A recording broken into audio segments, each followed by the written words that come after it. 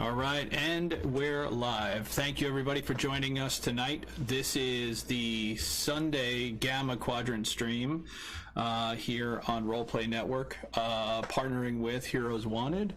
And so tonight, I think we got a real good one for you guys. The crew of the Luna Sea has been spending the last, few months on Leviathan, discovering some interesting plots, and a series of different events have led them to kind of uncovering an underground criminal network. So where we left off last week, or last time we got together, because it was not last week, the crew had just come back from exploring a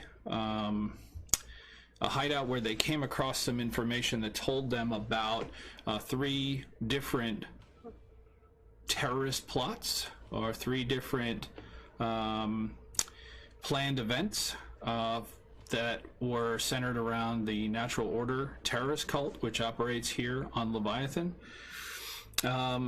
They went back to Ralston Station and have been kind of mulling over the information and who to share it with.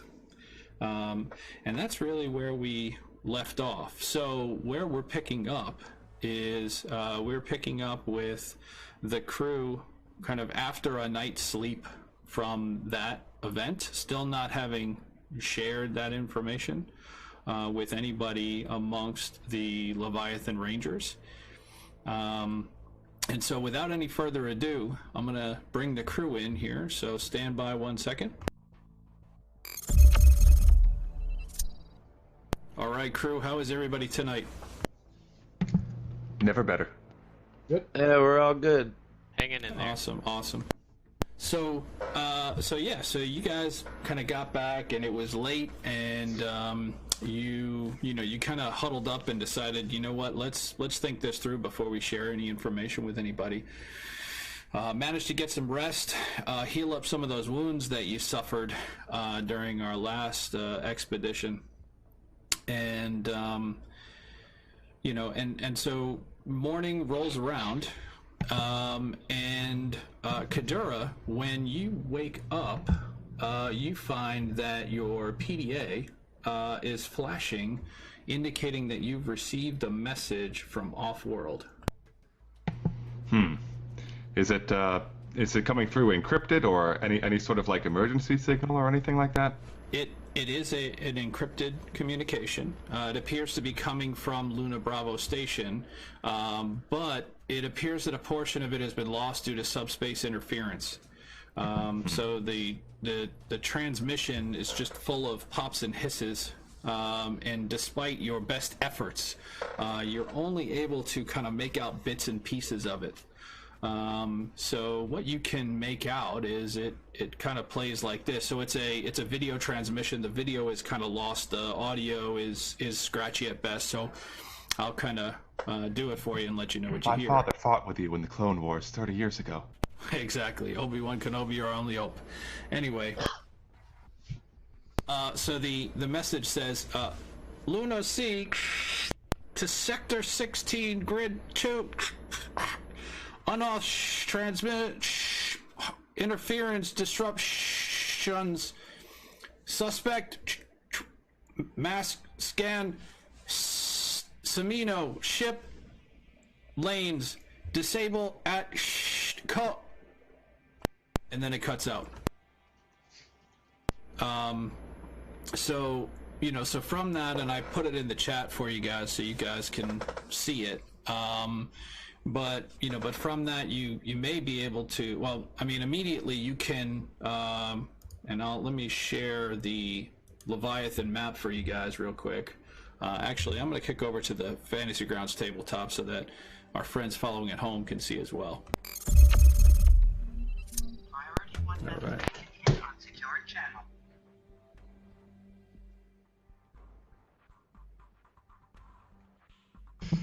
Okay, so you'll see here on the map there's an area over here by the fall which if you click on it, it is Sector 16 Grid 2.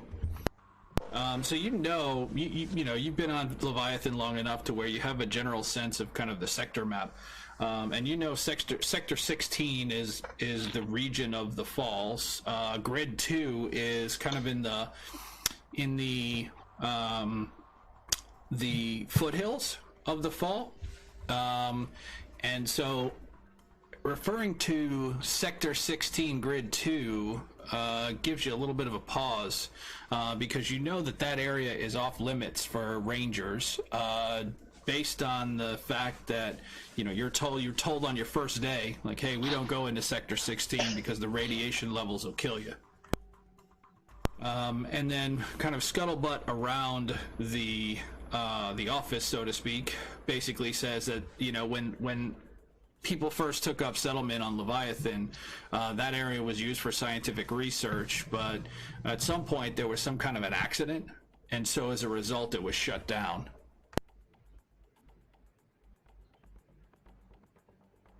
Probably due to something from the radiation over there, but we'll see. Once I see the others, are we in separate rooms or are we nearby? Can I just sort of easily gather the others to kind of show them what this is and see how they react to it? Because, yeah, I mean, we don't want to blow our cover here, but...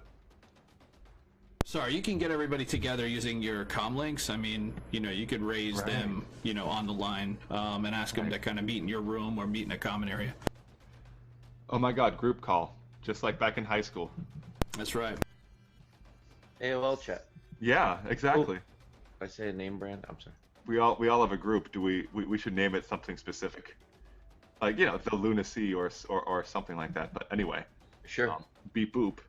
And if I have a copy of the audio, I can share it directly with them. But if not, I'll tell them that it looks like there's some trouble in that Sector 16 that's sort of forbidden to us. And but we have to get over there some way. But we're gonna have to figure out what to do here. So yeah, you can literally play the message for them, just as I kind of acted it out for you guys. So and there's no way I can recover some more of the audio using my mad computer skills. Go ahead and give me a repair roll. I mean, let's see. It's pretty bad. Well, my repair roll is not. So here's fingers crossed. Not too bad. Oh, and I'm using a new extension for Fantasy Grounds. I don't know if you guys will notice, but the dice rolls will be large and red, which should be helpful in deciphering which one is which. So you succeed with a raise. Okay, so you're able to recover a little bit more, and I'll go ahead and tell you, once you reconstruct the message, what that says. So it says, Lunacy crew, please proceed to Sector 16 Grid 2. There is transmit. Interference appears to be disrupting subspace communications. We suspect that there's some kind of masking scan that is preventing us from observing the Samino shipping lanes. Please disable. So that's all you can get. Okay. So there's a ship out there that's masking its own thing and disabling some of the logistics and the things going on over there, messing with it. So we have to go over there and stop them, it sounds like. But how do we do that without blowing our cover is my question. And, sneakily go around it. How accessible is our ship in this situation? It would be extremely obvious if you were to take off from the surface without, without pre-authorization or orders. Basically saying you've been ordered off-world. Now, you know that, there are a couple of different ways, maybe not necessarily to take your ship, but to take one of the hoppers that are, operated by the Leviathan Rangers, but without orders from without orders from your local leadership, there's really only kind of two ways to do that. One, to forge or get somebody to forge some orders for you, or two, to steal one and try to lift off without being noticed.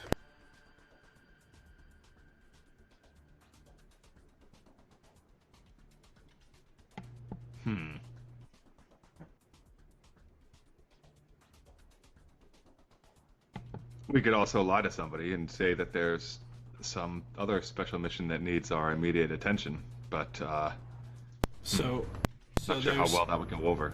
So based on the time that you've been there, you guys have become friendly with the dispatch officer, who is a female Yeti by the name of Kalana Yost. You have a feeling that she may have a thing for Rybacks, but I mean, you give him a hard time about it, but you're not sure. But you have no reason to suspect that she would be willing to do what you'd ask her to do.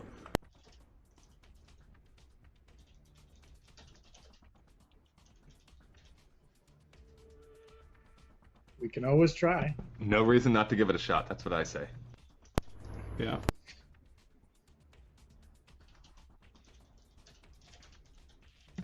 Is there anything you can do to I mean, you can't really go bare-chested, can you? Can you slick your hair back? Can you put on some He kind of Yeti is cologne? bare-chested anyway.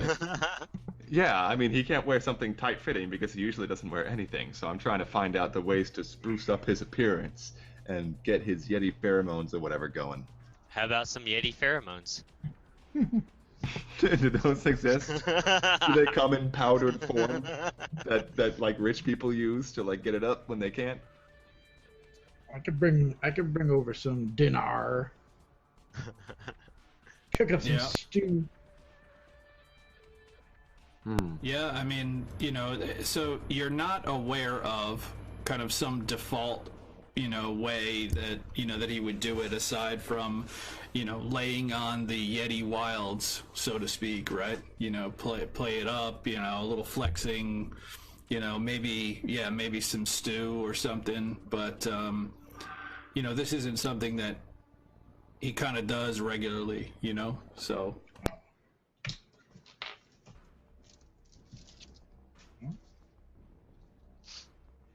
So I guess at face value, those are the ways you suspect that you might be able to, get what you're looking for if you're trying to get her to do that. Now, as I mentioned, the other option is, espionage, so to speak, right? Stealthily making your way to the hangar bay, finding a hopper that's not in use. More or less distracting the guards and then taking off.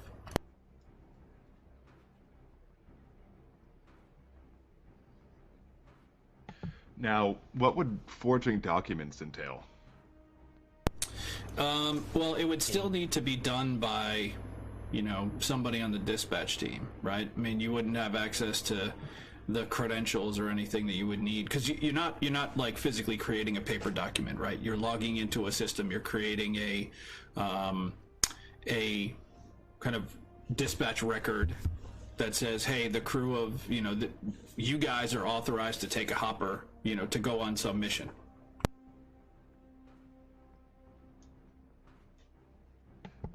One hopper for mission redacted. Yeah, more or less. Redacted number of participants. What do you guys think? I mean, I'm not sure we would be able to get there stealthily, but I think that if we can convince one or two people and that's all we need to have it swept under the rug, maybe we can pull it off.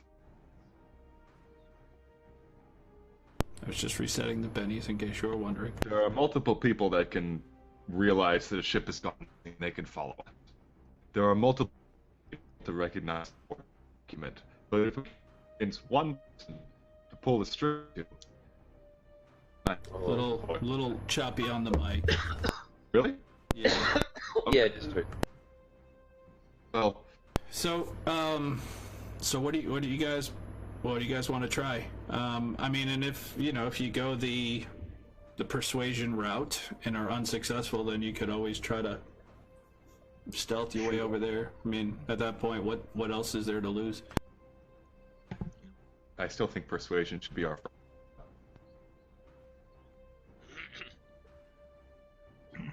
So let's give the Yeti a cut. I'll go for that. I'd like to see that. Get me some popcorn first, though. So the way we're going to do this is we're actually going to do it as a dramatic task. And so I haven't really run any dramatic tasks with you guys, but we're going to use the Suede rules for dramatic task. And so for those of you who are unfamiliar, the way a dramatic task works is you have to get a number of successes over a number of turns. And now, multiple members of the party can participate, but one person is kind of the key actor. So in this particular case, Rybax is going to be the key actor. But the rest of you guys can tell me what you would do to help Rybax in his objective, right? So, so if you have a compelling enough, and it's based on a skill, right? So I'm going to use this skill to do this thing, right? And that will give Rybax a potential bonus to his persuasion roll. But that comes at a risk, because if you are unsuccessful in your skill, then you could actually result in giving Rybax a negative. This is the faulty wingman kind of approach, right?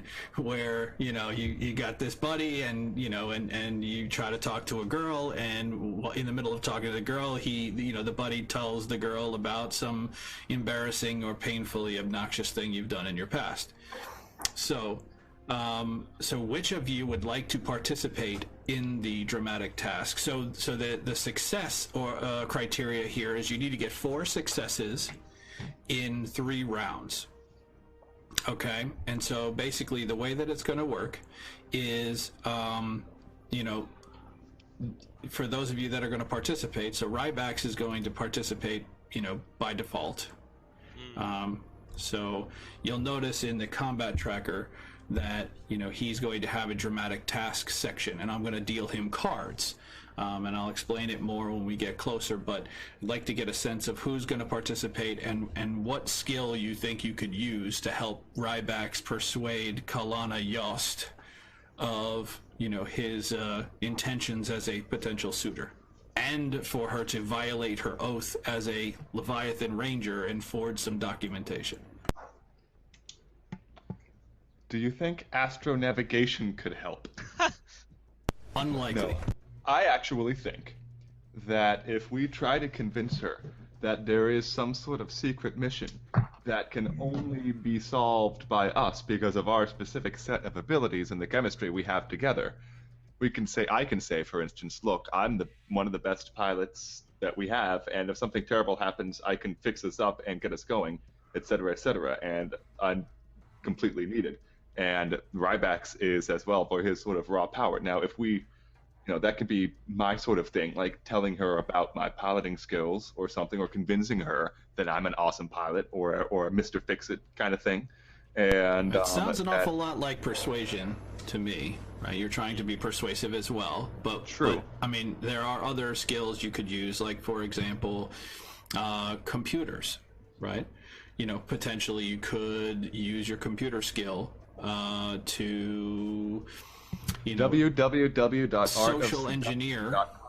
Yeah, you could use your computer skill to social engineer her, potentially.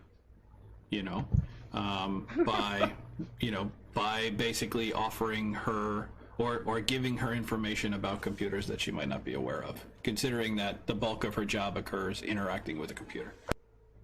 Just as a suggestion. But I don't think piloting or repair are going to be much use unless you pretend to be the network repair guy and climb under the desk or something. We could put on a show and I'll do athletics to jump around and do cool tricks, and then again I'm not seeing it. Rybax can be the center of it all, and we'll be like, da-da! I'm not sure. So the other thing you guys could do is you guys could, one of you could distract. You guys could create, a scene elsewhere, or, I don't know. Anybody else have a skill that they wanna use? So I'm hearing Kadura using what skill? They seem very unrelated to the task at hand. I can be totally honest here. Computers, I guess, would probably be the one just to try to maybe get some information about what she likes from, like, her Facebook online activity search. or something. Yeah. Yeah. Facebook stalker. Yeah. I mean, you could talk about, Find out what music she's into. Find out, Yeah. If she was like, man, if only A, B, or C would happen, I would do anything. I would forge some documents. We could be like, hey. Okay. Yeah, that's possible. Anybody else have a skill they'd like to bring to the table?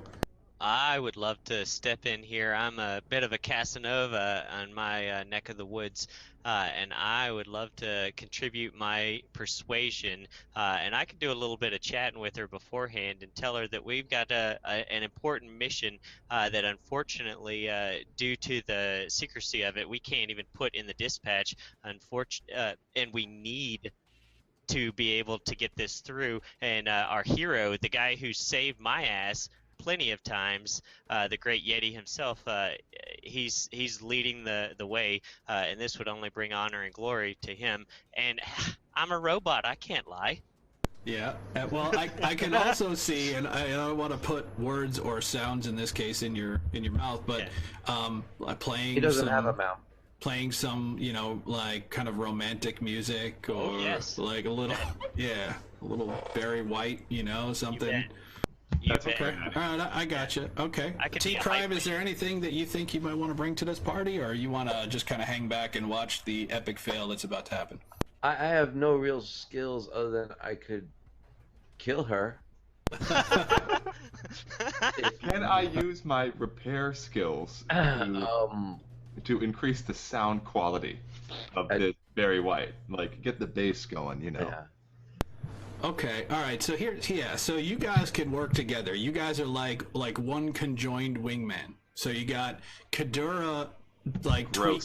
tweaking Beatbox's audio levels, while Rybax Not all I'm goes tweaking. in and puts the moves on Kalana. All right. So are we ready to go? Yes. All right, so let me explain how the cards work, okay? Basically, what I'm going to do is I'm going to deal you cards to your dramatic task section, okay? What you're looking for is anything other than a club. Because if there's a club that comes up, a club equals a complication, which means that, your roll is going to be made with a penalty, and I will narrate what that complication is. All right? And so if you are successful, so we'll start with Kadura and Beatbox, okay? If you are successful, then for each success that you get, Rybax gets a +1 on his persuasion roll. Okay. If you are unsuccessful, Rybax gets a -1 on his persuasion roll. Some heavy All right. pressure, yeah. It's a dramatic task. That's all there It is is to it. very dramatic. All right, so here we go. We'll start with Beatbox. All right. Dun dun dun. All right, here we go. Don't play the Bee Gees. We need some dramatic music. Beatbox. All right, Beatbox, you have, it's not a club, so you're good to go. So go ahead and make your persuasion roll, and you're looking for a success. All right. Let's see what I can do. Do you want to Benny that roll? I totally want to Benny that roll. Okay, go ahead and drop the Benny. Dropping the Benny, trying it again. Hey, David, I think you're sharing your desktop in our little thing here. All right, that is a success. So, For Sully. Nice. all right, so that is a success for Beatbox. Yeah. Moving on to Kadura. So Kadura, you got a complication. You've got an 8 of clubs. All right. All right, so your complication is there's some kind of foreign substance preventing you from getting access to Beatbox's audio subsystem. It's some kind of sticky material that's disgusting. preventing you from... Yeah. Told him to What use the hell have you his been wife. doing on our ship? Giggity goo. So Candy white. Yeah, literally, giggity goo. it's preventing you from being able to access the panel that you need to access to get at the equalizer. Yeah, so because it's forcing me out. so you're going to make your repair roll at a -2. All right. Or Is with it a already -2. applied, or should It is I... not automatically applied. Go ahead and put it in the modifier. Here we go. This And is repair. That's okay. It just cancels out the bonus that I have. Oh, would you like to Benny that roll? I will Benny that roll. Okay. I only have 3. That's rough. That's okay. premature I'm using silicone. Benny. And I will re-roll that with another -2. Ah, Yes! Yes! Yes! Woo! That one tickles. Okay, so Keep going. so that actually is a success with a raise. So basically, Rybax, you're actually going to get a +3 on your roll thanks to your teammates. So here comes your card. It's a 5 of hearts, so no complication. So go ahead and make your persuasion roll with a +3. And let me know what you say, what you do. What are Rybax's best moves? Now that the Barry White is playing low and soft, leather chaps. kind of you know. mosey your way up. You mosey your way up to Kalana. What happens? Red wines. I tell Kalana, I wasn't always a cook. I used to be part of the elite close quarter combatants for Jump Corps. All right. So let's go ahead and make that persuasion roll and see what she No, says. he was not always a cook. That is right. Okay. So you got a critical failure. Wow. Ah. Benny. Would you like to Benny that roll? Yeah. Okay. At first he's tongue-tied. So this is how I envision it. You kind of sashay up next to her and you're like, "Hey, did you know I used to be a?" No. See, the thing is he started talking about his cooking. Yeah. No. So all right. Drop the Benny. We'll negate the roll and we'll do it again. Unless you want to keep it, by all means. I mean, you're welcome to keep it. No. Because she probably thought he was trying to cook her. Let's see. Still that +3. I Persuasion. feel like we might have to do this a couple of times. Okay, so that is a success with a raise. So you have now a total of 2 successes for this challenge, which means so now we're going to move to round 2. Lightning round! All right, and now that we're in round 2, you only have to get 2 more successes in the next 2 rounds. So, all right. So we'll start once again with beatbox. Uh-oh, you got a club. You got a 7 of clubs. So, for some reason, there's some interference that you can't make out, and the Barry White is being like overshadowed by Eminem, and so you have to struggle to kind of fight back the Eminem and and get back to the Barry White. So you're gonna make your roll with a -2. -2, coming right up. Persuasion. Come on, Yeti. You've only got one shot. Don't miss your chance. Oh, man. Oh, See, Eminem's not that bad. all right. The opportunity comes once in a lifetime, man. Maybe him and Barry will do a duet. All right, so you are successful. Kadura, Yeah. you get a 4 of diamonds this time. No complication. Go ahead and make your repair roll.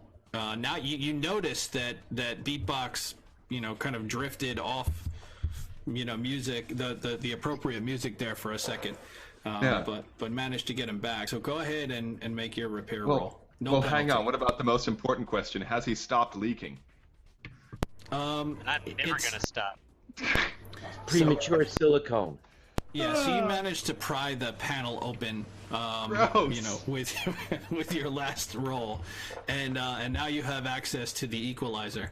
The equalizer is positioned just below the small of the back.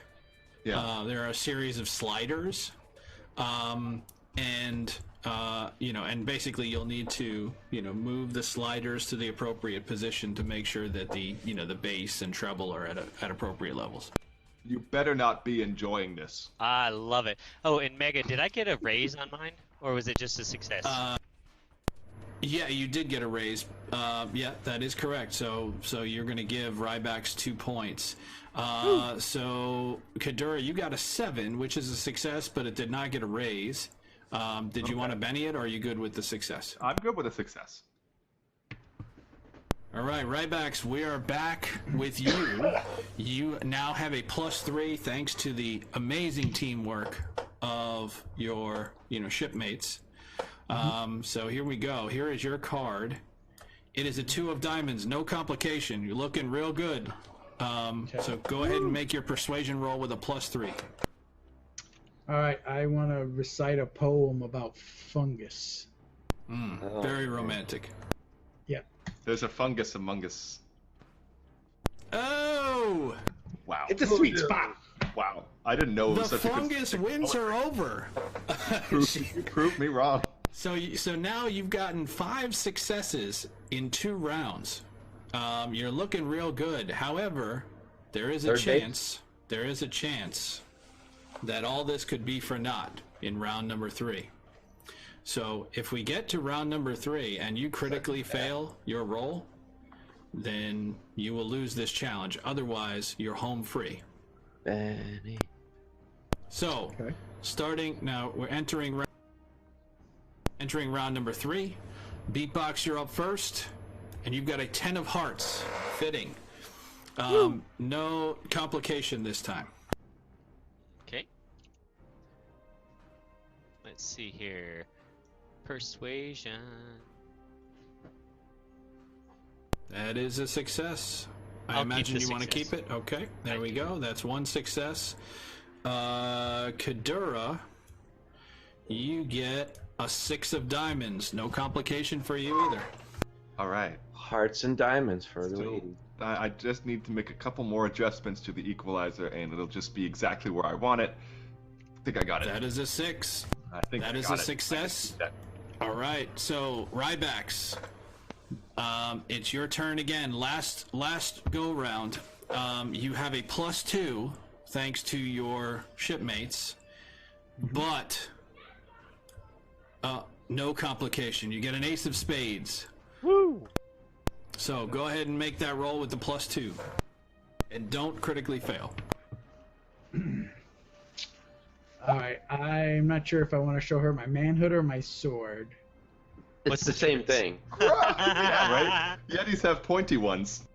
I will show her my vibro sword. Or Okay, maybe yeah, we filed that it. works with the Really, yeah. ladies. Yeah, the vibro sword always works with the ladies. Not here, not here.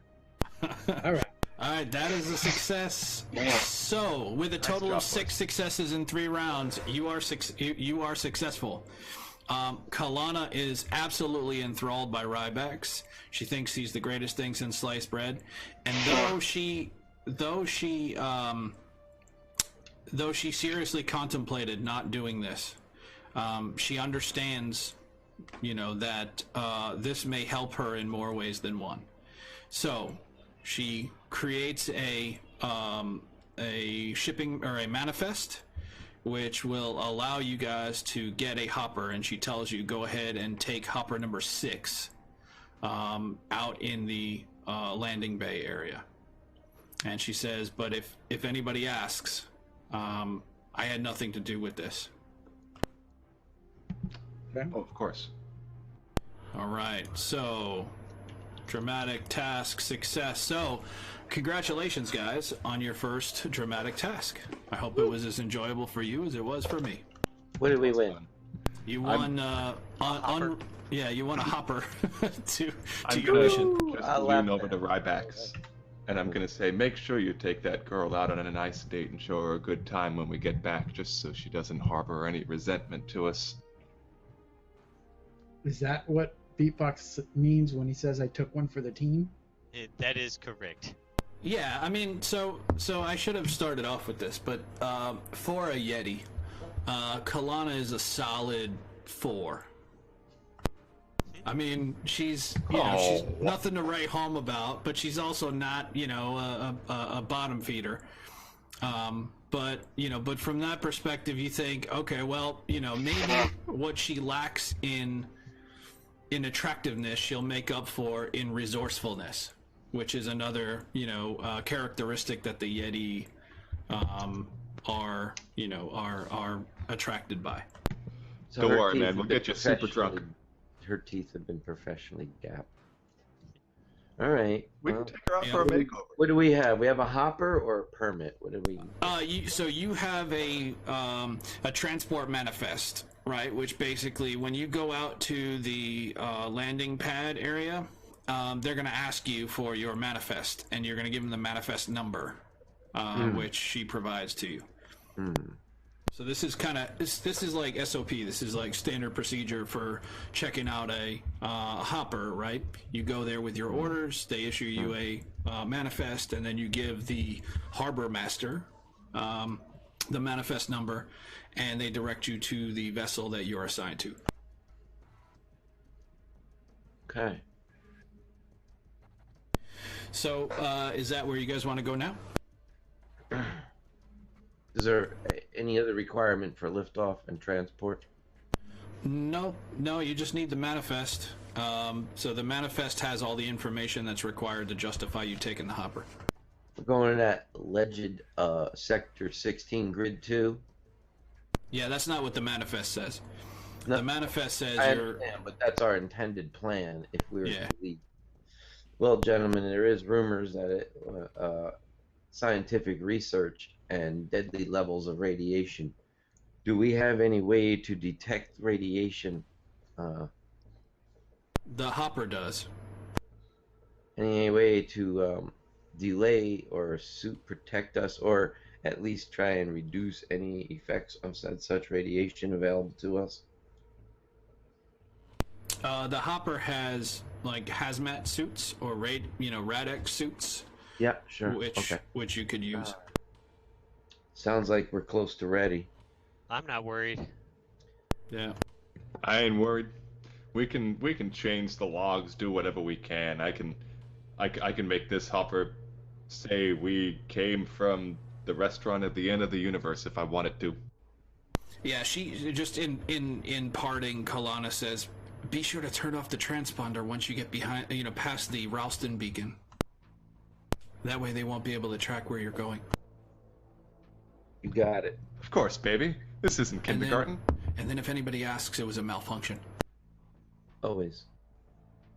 Just like when we turned the body cameras off.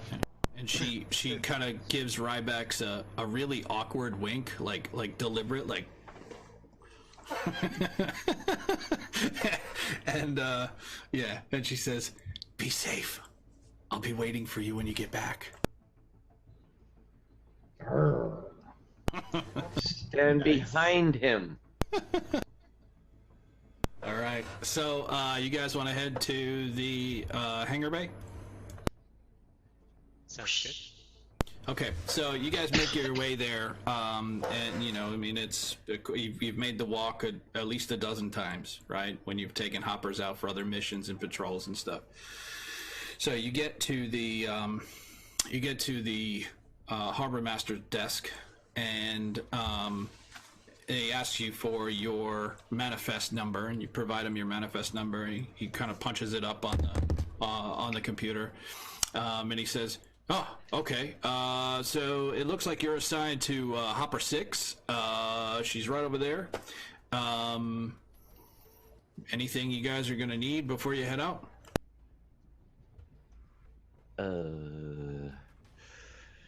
It says here that you're going to be scouting for Lesserune activity around the River Styx.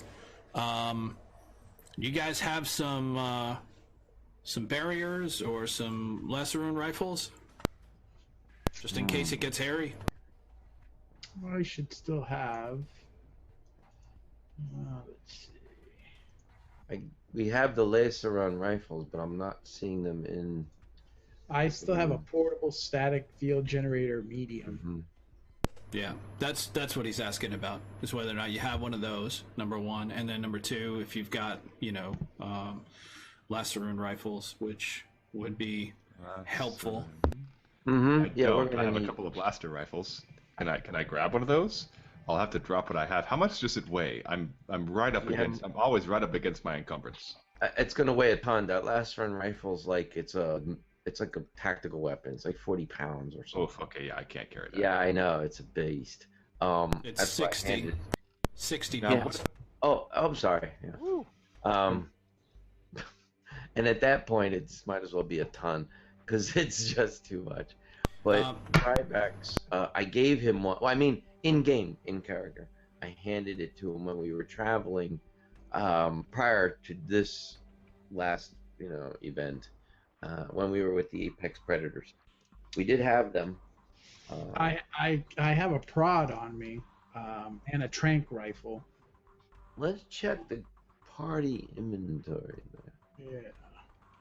Because I really couldn't shoot it, so I mean I don't mind. I have a little bit of. So I put one in your inventory, Rybax.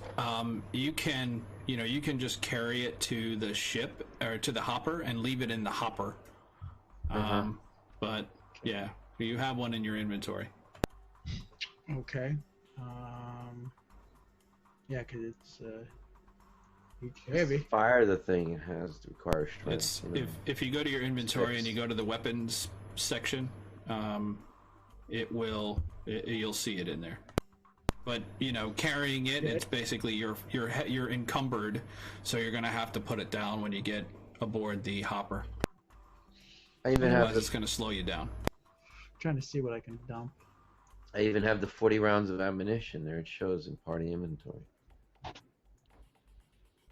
So, but I guess while we sort this out, that's fine. But your answer to him is yeah, we're good to go, right? Yeah. Okay. All right. We got grenades and stuff. All right. So he says, all right. Well, happy hunting. See you in a few hours. Yeah, or a day or 3 or whatever. Bye. So you guys make your way to Hopper 6. And you find that it's in kind of average condition. Some of these are worse off than others, but it appears to be in average condition.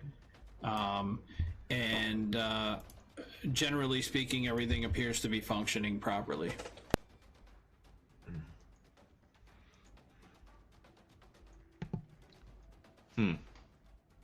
Okay. Okay. Let's go. Okay. So you guys take off from Ralston Station, head east towards the fall, and it's a relatively uneventful trip. I had to remember to do the thing to go stealthily, right? Yeah, you have to turn off the suggestion, transponder. I want to make sure that I remember to do that. Okay, so you turn off the transponder, and a voice comes over the radio. Hopper 6, this is Ralston Control. We seem to have lost you on our screens. Are you experiencing any malfunctions? Let me take a check on my side, and I'm gonna try to rummage through it and see if I can't find something that can maybe sabotage the device that's more difficult to find. Like some sort of wire short or electrical short so back in the day, right, back when I worked for you, Brian, there was one particular Toughbook there was one particular Panasonic Toughbook hard drive, one of those swappable ones, that if you put it inside a Toughbook, no matter what, it would kill it for good. Like I put it in 2 or 3 before I realized what was going on. And I kept it because it was kind of a funny thing. I guess it was putting out a short or something like that. But is there something that wouldn't be obvious at first that might malfunction? I'm not exactly sure what's happening, and it would, something small that I can really tweak. Sure. Go ahead and give me a knowledge computers roll, and I'll let you know how it goes.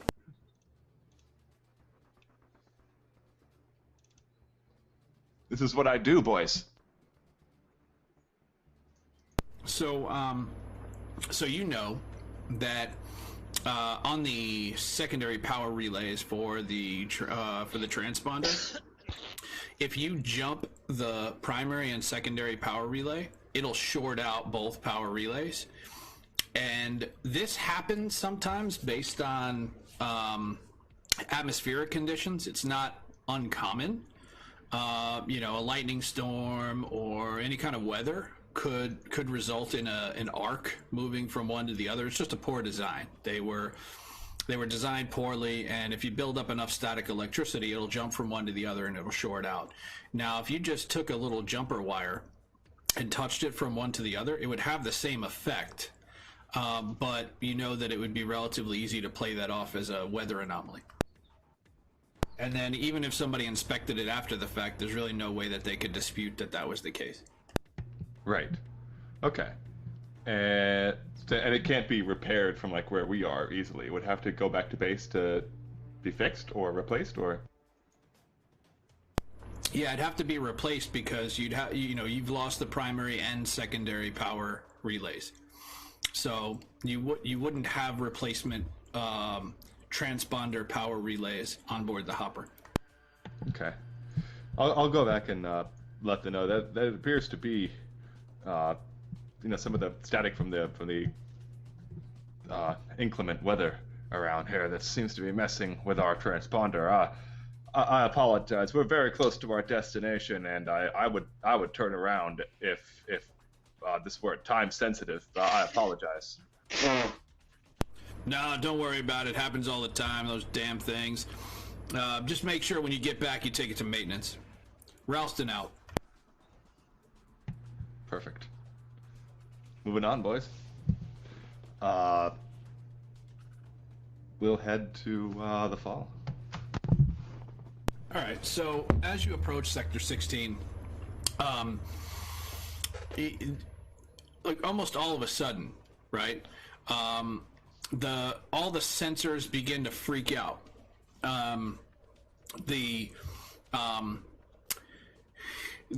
You're getting reports from the computer of extreme levels of radiation present in the area, like fatal levels.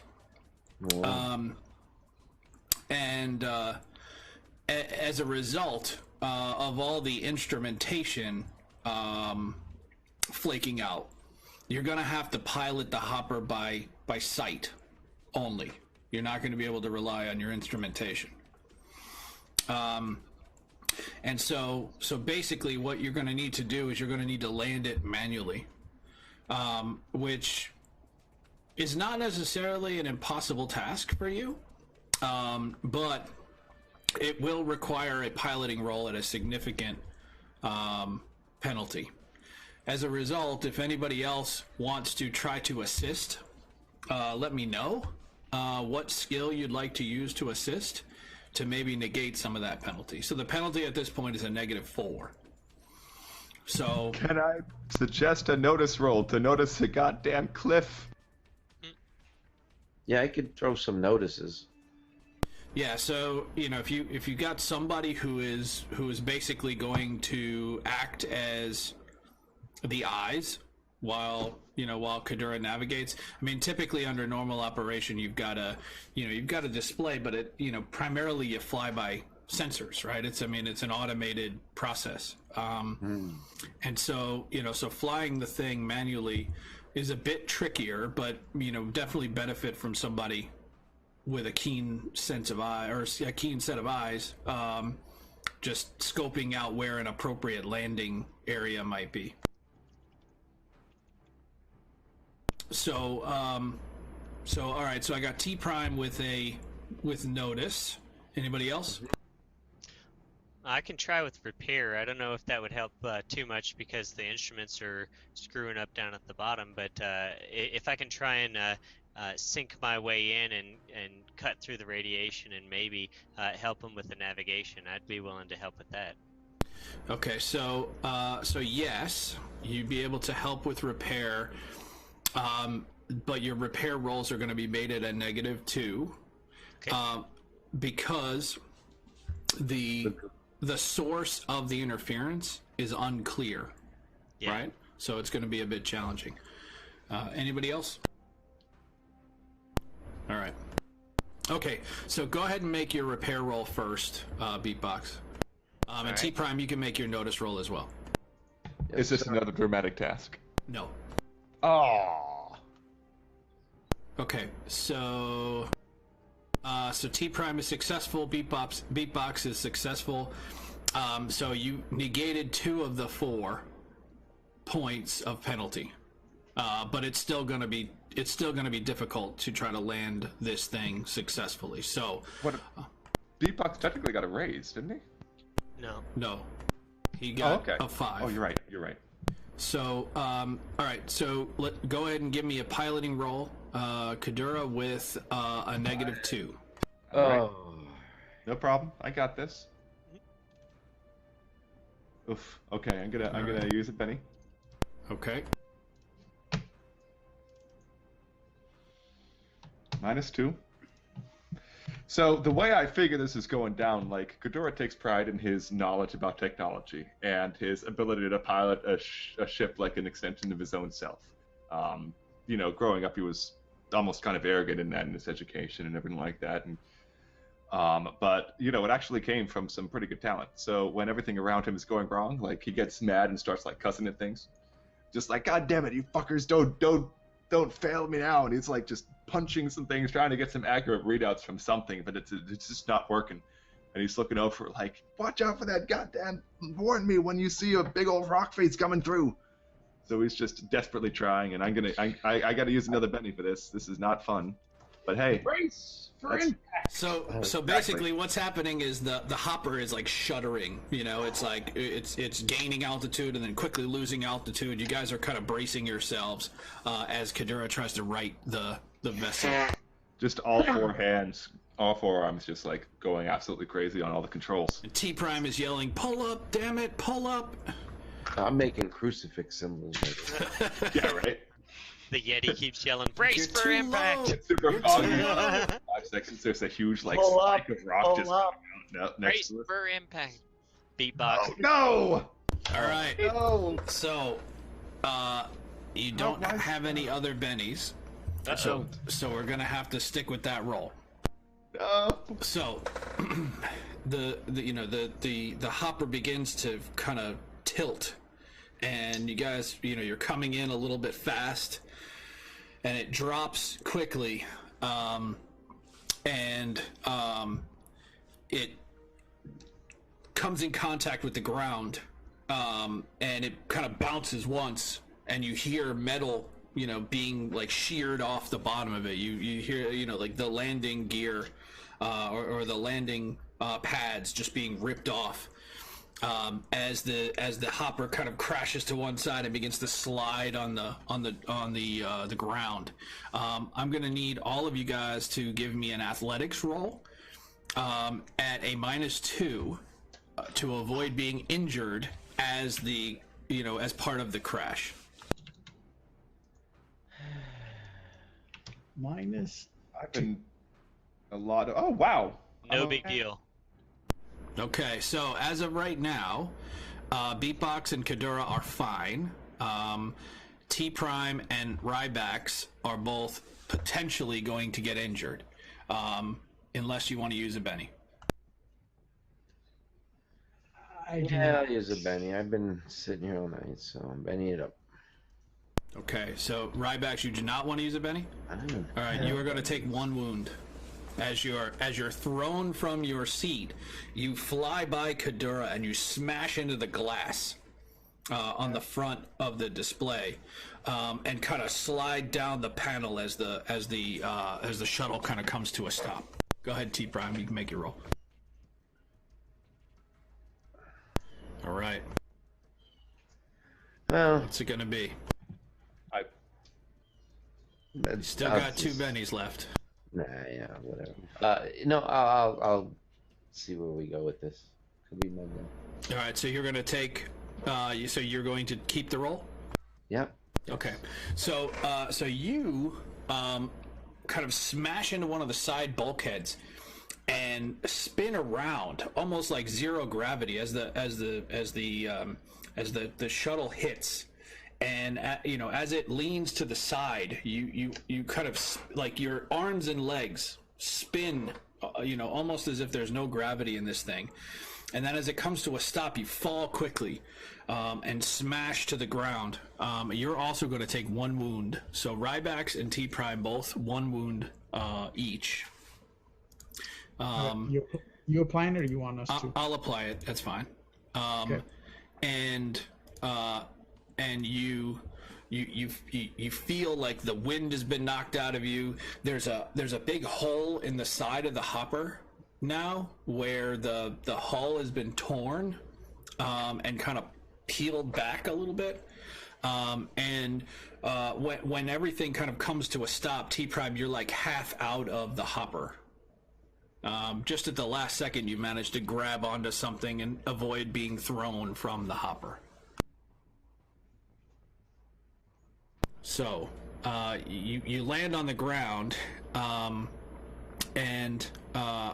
as you as the hopper comes to a stop, right? Beatbox, give me a notice roll. Can do. No modifiers, right? Yeah, no, straight notice roll. Boom. Okay, so you notice that because you were actively working on the sensors, trying to figure out what the hell was going on. You notice now that all of the interference that was previously reported is gone. That at some point during your descent, the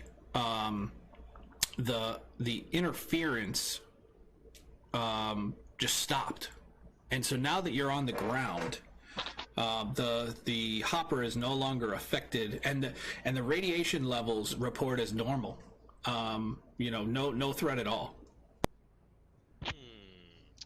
I see. I inform the crew, of course, and tell them that this sounds like the start of a great adventure worth investigating. So, which is really good for you guys because you crashed and ripped the side of your ship open, and so at this point you would be in the process of being heavily irradiated, if not for the charade that was the radiation interference. So, so that said, it does get you guys thinking, like, what is it that is potentially causing this, and like, what is it being used to mask?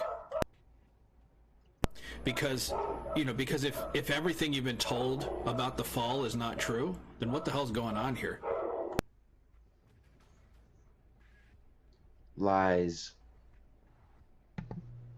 So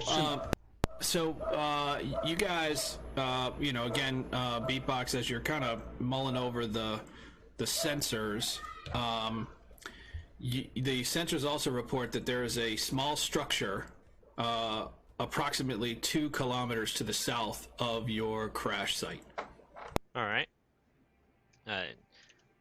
Guys, I think I know where we need to head, and I can lead you in the way, and I show them where it is on the map as well. All right.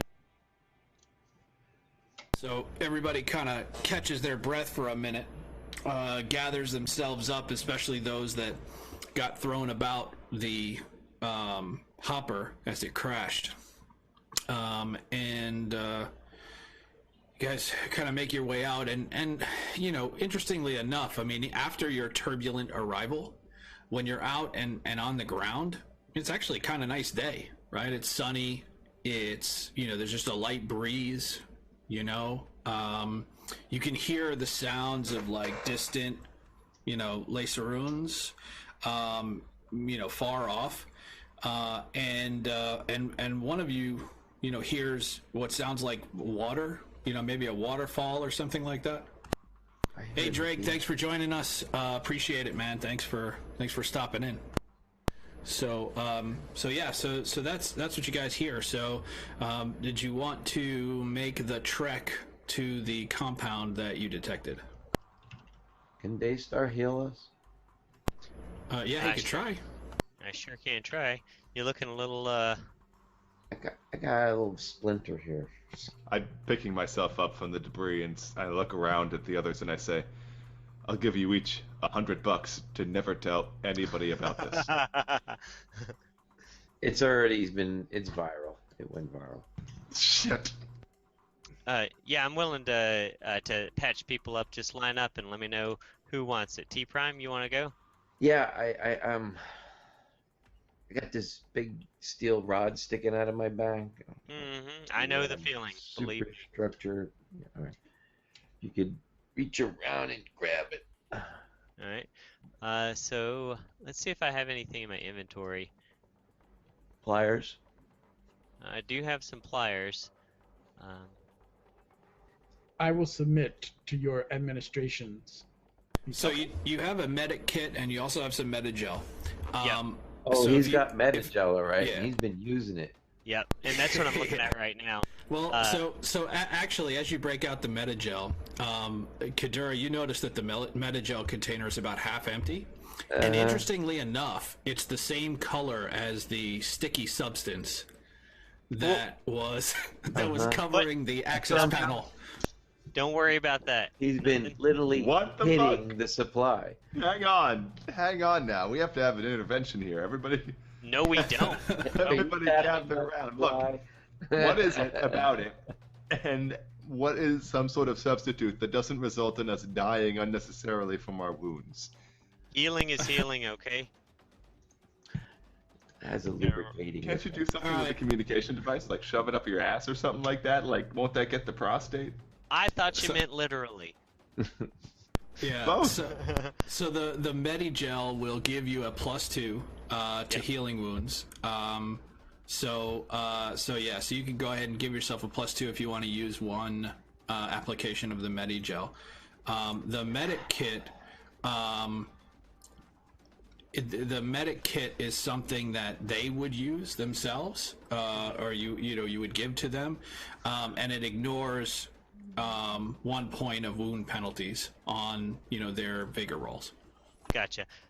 Right now, I already went -2 on the Medigel, one for each of them, so I'll heal. It's +2 for the Medigel. Well, so it gives you a bonus to your healing roll. -2 on the number. I had 3 of them, and so I took away 2, so I've got 1 left. Got it. All right, so I will go to the healing. I'll start with T Prime. And let's see what I can do to heal.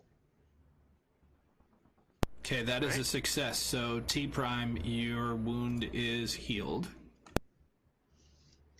And I am much thankful, my friend Beatbox. No sweat. And Rybax, you need some healing as well, right? And then after that, I moonwalk away. All right, cool. Beep boop beep boop. Oh man. All right, He's so bigger. I'm doling out some bigger bennies. So Beatbox, you get a benny for working the sensors. T Prime, you get a benny for your navigation or your notice Spotting? rolls. Yeah, your spotting. And Rybax, you get a benny just for the whole sexy Yeti situation. So, Kadora, Sexy Yeti. we're gonna have to figure out a way for you to get some bennies because you're having a rough day so far. I haven't been role playing it well enough. Sexy Yeti. That's okay. That's the term I'm walking away with tonight from this. All right, so let's see. Beatbox healing for Rybax. You're good to go. Your wound is so he applies the Medigel, and it seems to cover up the wound pretty effectively. It acts like Rogaine. The hair is better than ever. Absolutely, Drake. Yeah. No, exactly. No, it's like your hair is like styled. It's almost like hair gel, where the wound is. So you look like super styling. He started to use product. Yeah, no, for real. All right, so okay, so you head towards the facility then, once everybody is all taken care of.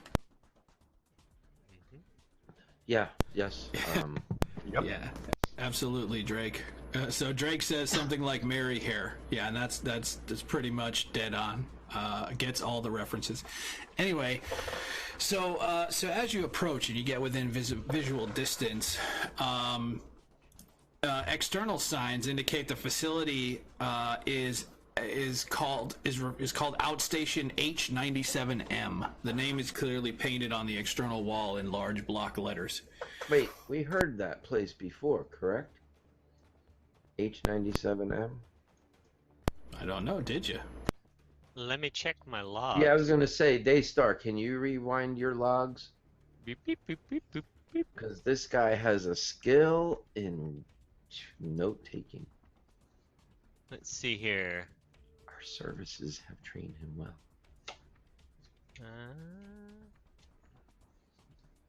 What was it? H97? M. H97M. Yeah. Let me see here. H97M facility. Let me check some of my notes, too. Yep. Okay, so while you're doing that, I'll give you some additional detail. Externally, the facility appears to be intact. Lighting systems appear to be online, and there are signs of recent foot and vehicle traffic in the area. A small control panel is visible adjacent to the large double doors. Actually, let me go ahead and share you the map while we're at it, so hang on just 1 second. It might be a little large, so feel free to shrink it down as is necessary.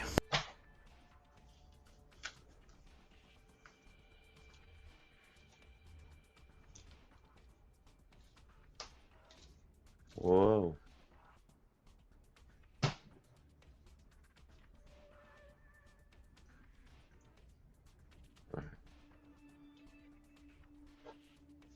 It'll just take a minute to load.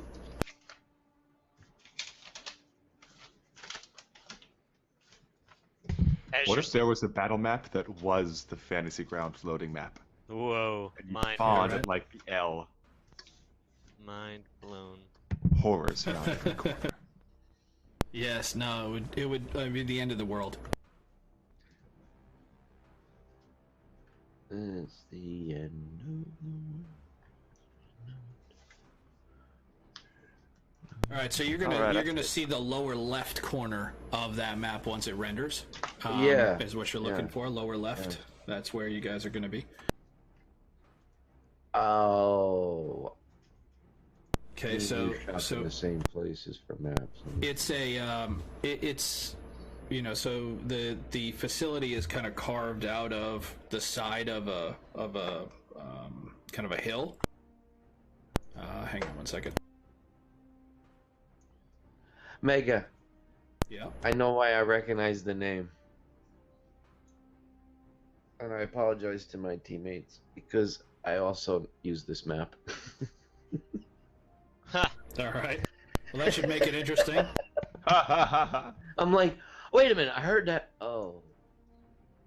Now Oh. that I'm looking at it, I'm like, oh, I'm using that in a Fallout game. I'm like, what? Well, that's good because I don't have H97 mic in my. Yeah, logs don't at stand all. down. Stand down. I was about to say I'm such a disappointment to you. No, It's- no. It's not in. Now it my- makes sense. I'm like, where have I heard that before? If it makes you feel any better, I have no idea. I haven't played the old school Fallout games. They're good Oh, I've heard. if you like that kind of thing. Oh, I do. All right. So, all right. So, Damn it. Externally, the facility appears to be intact. Lighting systems appear to be online, and there are signs of recent foot and vehicle traffic in the area. A small control panel is visible adjacent to the large double doors. Now, the large double doors are where, if you see this ramp here, you'll see the tire tracks. They're leading up to a set of large double doors. Okay, the control panel is to the right of it. A smaller single door, which is right here directly to the right of where the control panel is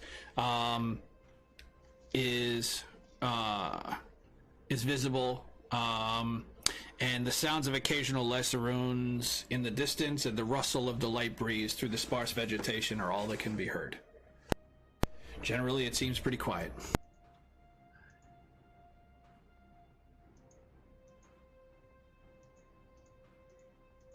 I'd like to go up and investigate this control panel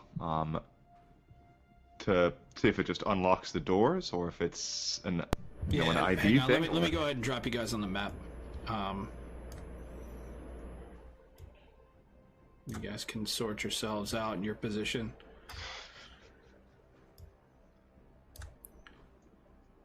There we go. So, which way did you want to approach from? So you, okay, or you could just walk right up to the door. That's fine too. Upside down. Well, Kadora doesn't hear anything around him, so he sees no issue like walking up to it. So he'll just sort of, I mean, he's not going to be stupid about it. He's not going to like jump onto it or anything like that. But he'll sort of carefully approach. I'd like to check the surrounding area. See if I notice anything. Okay, what are you specifically looking for?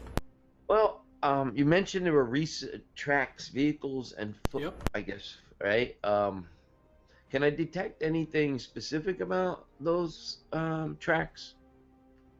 Specifically, the human or whatever type, the track walking stuff. They appear to be humanoid. The vehicle tracks, you suspect that they are kind of the common vehicle type that you've seen, here on Leviathan before. The kind of terrestrial vehicles that are here on Leviathan. They're called crawlers. Tread mount tires. I got it. Yeah. Oh, okay. And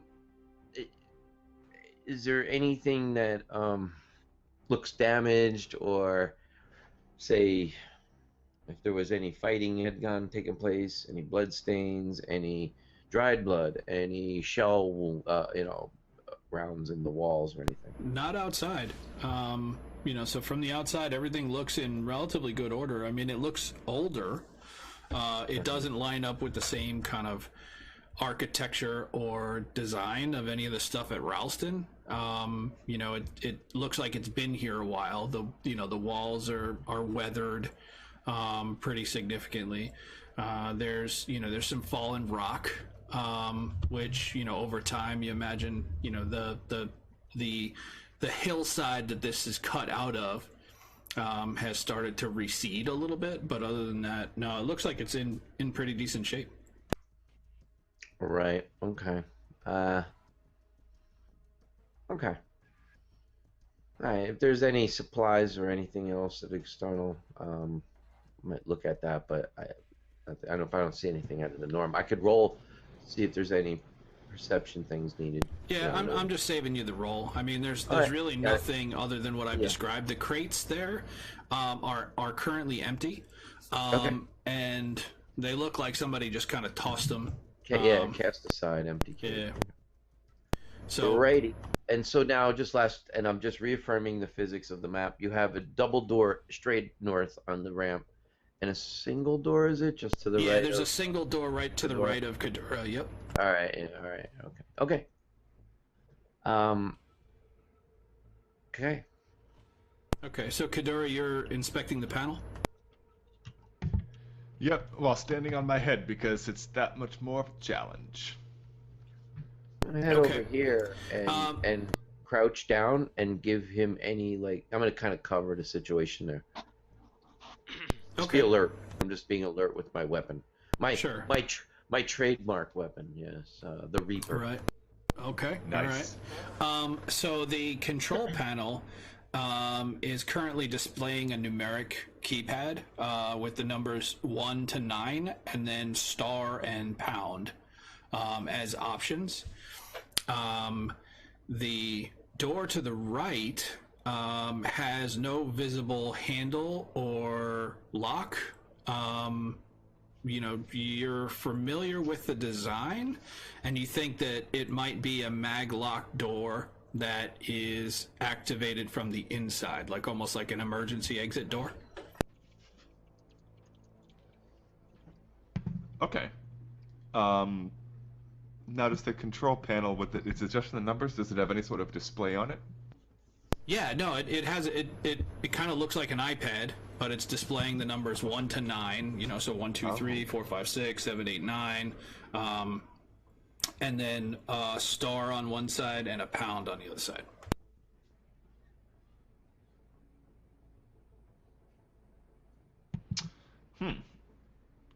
Okay. Can I try to bypass it in some way and try to get the double doors or even the security door open? I'd like to get the emergency exit door open if I can. So you can try to bypass the keypad. So I'll need a knowledge computers roll at a -2. Aw.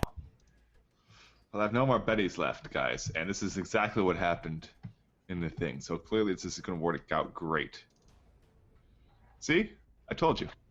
All right. So so you're able to through you're familiar with these types of panels.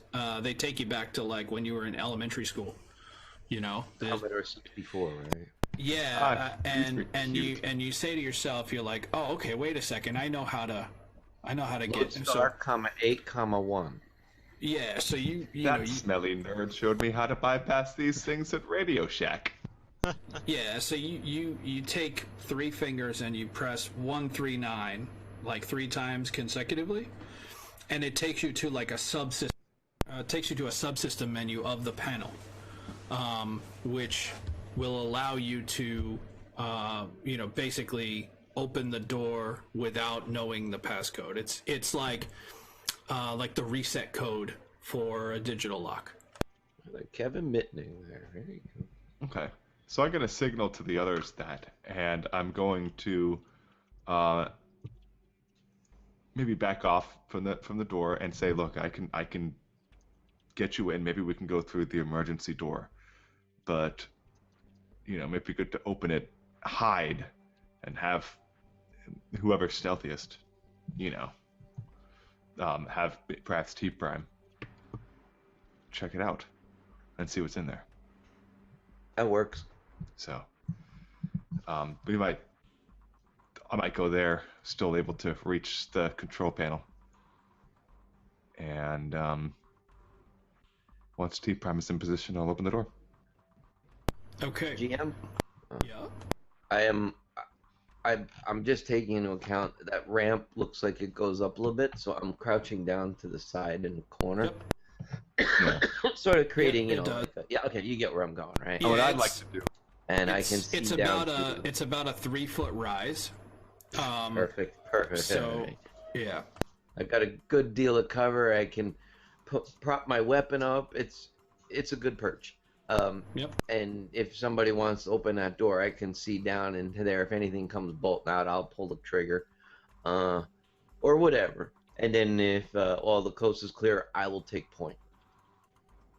And if they want to stay, I'll scout ahead in a certain short amount of time, expected to return. Ahead of knowing that in 5 minutes or less, I'm back. And if I don't, then there's trouble. Okay, so you guys ready to open the door? Just about. What I'm going to do is, send the command to open the door and then drop to this square. Just drop to the ground and crouch. Okay. So that's my plan. Just like boop boop and then immediately jump down just in case.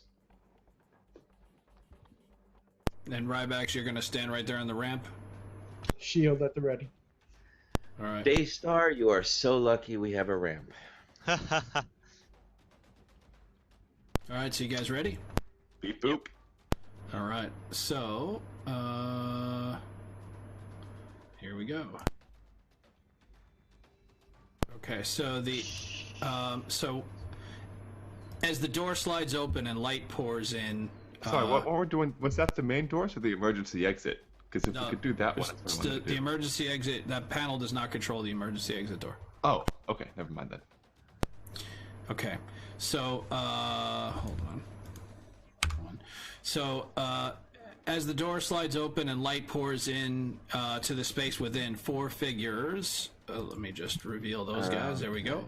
4 figures become quickly visible. Each seems to be carrying some type of equipment and appear to be focused on loading a cargo container located near the west wall of this room. An SMG is slung to each of their backs. To the north is another set of double doors with a small panel attached to the wall to the right of it. There's a similar set of double doors to the east with a matching panel. So basically, here's how it's going to go down. These guys are in the process of loading some equipment. You've caught them by surprise. Okay? So they are not going to act on their first round of combat. They have to drop what they're holding, retrieve their SMGs, and open fire. But that is exactly what they're going to do. So here's what I'm going to do. I'm going to go ahead and redeal the initiative, and we're going to go ahead and get underway. GM? Yes? I didn't know that was the door we were going to be opening, but okie doke. I don't think Kadura knew that was the door he was going to be opening either, Yeah, but that was the only one controllable by the panel. We're doing the ones on the east, but now it makes sense if it's an emergency exit door. I get that. And that's just speculation. At this point, you don't know. Okay. Speculation's cool, Works. man. Works. Okay. Context and thematic works. All right, so it's going to be round one. Kadura is at the top of initiative order. So first thing, Kadura, you do is to jump back. What else did you want to do? That's right. Well, once I see that nothing immediately rushes out of the door, I'll poke my head up to try to see what I can see, and I bet I can at least target my man over here. Yep. Yeah, so the door slides into, it's almost like it's your typical, recessed door, right? So as the door slides open, it goes and slides into a recess. And so that whole area is now open. So you can go ahead and target that guy and take a shot if you want. I'm going to grin super wide. And I'm gonna take out a frag grenade. All right. Unless somebody just starts waving their hands, no, because it wouldn't exactly be the stealthiest move in the entire world. 2 thumbs up. 2 thumbs up. All right. Okay. Doing it.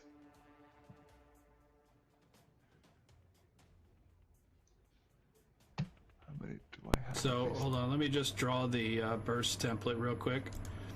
So it is a large burst template, yes? Let me check. I believe it is. Well, it's not say. I'm gonna be I think a stun grenade is the same. I think I'm gonna do a stun grenade instead.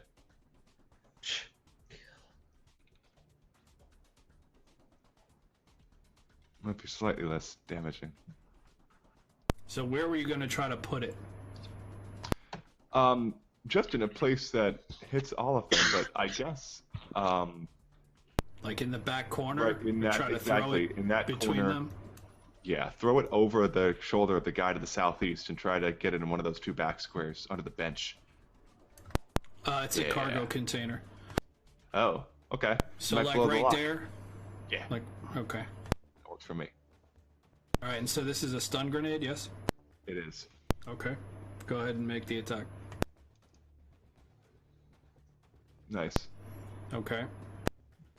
All right, so that hits with a raise. So the effect, let's see.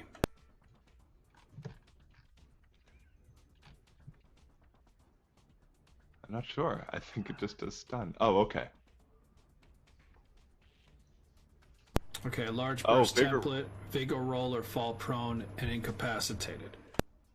Okay, all right, so let me go ahead and make vigor rolls for these guys.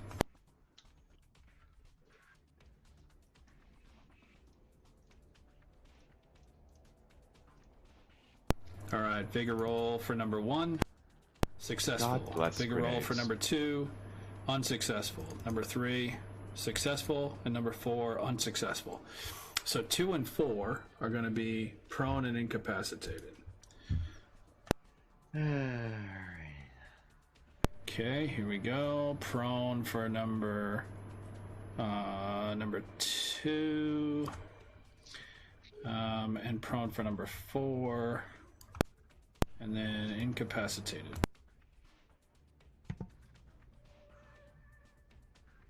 Yep. And the other 2 are shaken, it says. unless they get a raise. So none of them got a raise. So they are going to be okay. So number 2 is incapacitated. Number 1 and 3 is shaken. Okay. All right. Cool. So there we go. They're all marked up. And I'm gonna stay where I am. All right, T Prime, you're up. These guys. So Kadura lobs in a stun grenade with tremendous effect. You see a couple of the guys fall to the ground right away, covering their ears, and the other ones are they've got this confused look on their faces. Got it. Okay. Well, I've got my trusty trademark weapon, my laser rifle. In this corner pocket here. I'm trying to see who is on that side not knocked out. So let's see. Hold on 1 second. Let me delete these tokens and yeah. Okay. let me just add them back from the tracker that got screwed up. All right. All right. So here we go. Okay, 1.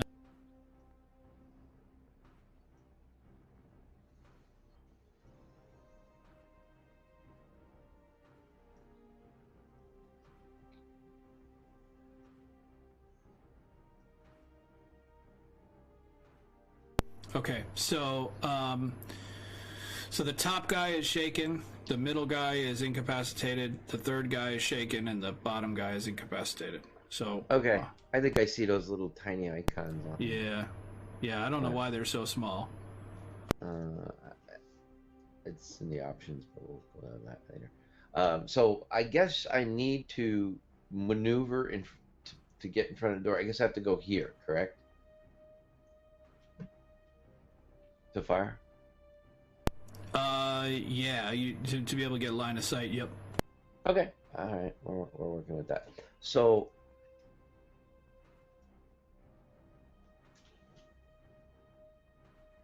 All right. I'm gonna take a shot at him. I have a rate of fire of 3. Okay. Okay. All right.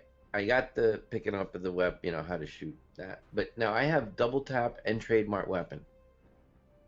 Double tap says, and if I read it, just want to make sure, if used with a weapon capable of 3-round burst, it adds +2 to shooting and damage instead of +1 and expends 6 bullets. Okay.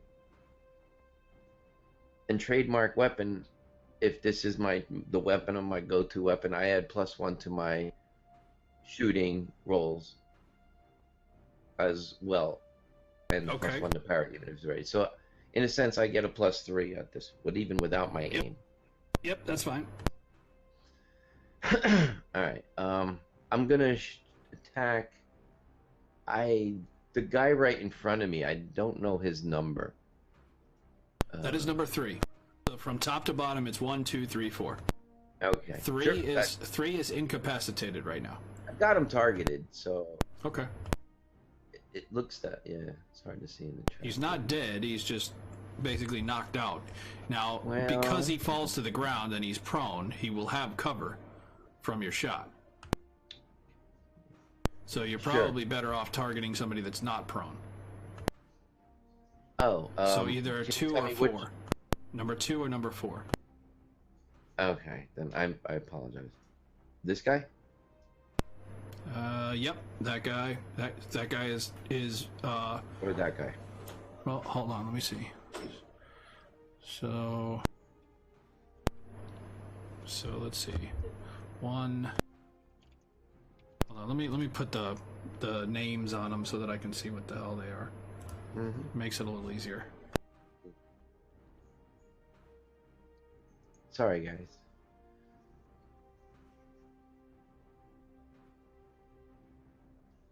I'll never forgive you. It's always me. 1 minute, guys. Be right back.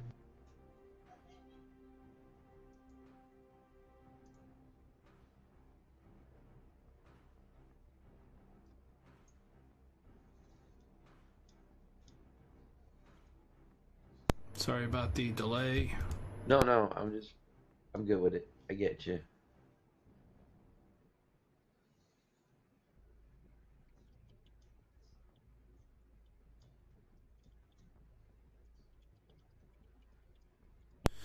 Yeah. Okay, so It's the map because it's locked red. yeah, it is. Yeah.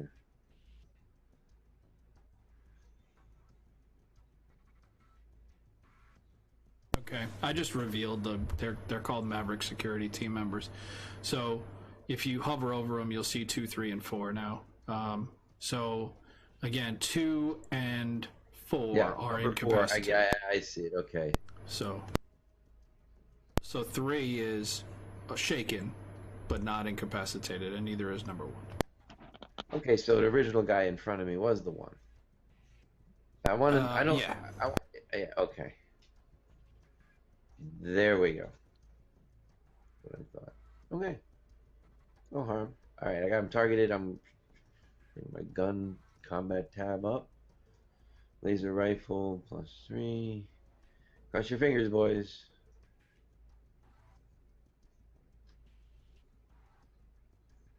That's a hit with a raise. Yes, sir. Uh.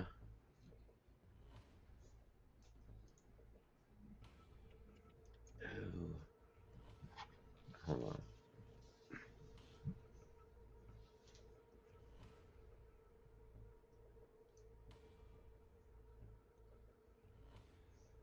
on. Oof. Totally lit him up. So I killed the guys all in a row? Just that one, unfortunately. So number 3 is defeated. Okay. That was my one shot at my rate of fire 3. If that's it, if that's what I'm allowed, I will then drop back down to the corner where I was. What you can do is you could take a shot at number 1, but because it would be like, so if you have 3 shots, right? Yes. Correct. So the shooting roll should have had 3 rolls. It only had 1. Remember, you right click to add the other bullets. Right. Yeah. So Okay, well, that's go ahead and take another shooting roll. Oh, I see. I could have tagged 3 guys and then. Yeah. Okay. And then so take another shot at number 1 with a -2 because it'll automatically calculate the 2, but that'll negate it. That's fine. Now I'll roll to see if I hit, correct? Yes, please. Okay, that is a hit. Now go ahead and roll your damage.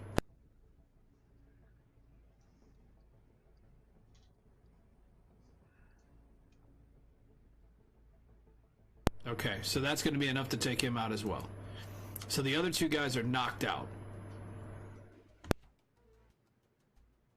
So these other 2 guys are incapacitated.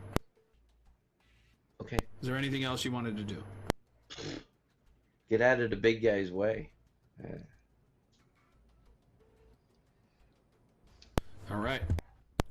So they are not going to go on their turn. I mean, both of these guys are incapacitated anyway. So they'll be back up next round. But so I'm going to go ahead and skip over those guys. Ryback, you're up. I'm going to do my sweep action, which is I think that counts as one action, right? Yes, they are prone as well. Okay. So a sweep action. Let's see. What is that? I do the -2 on the attacks on both of them. So I'll put my -2. And here comes the sweep.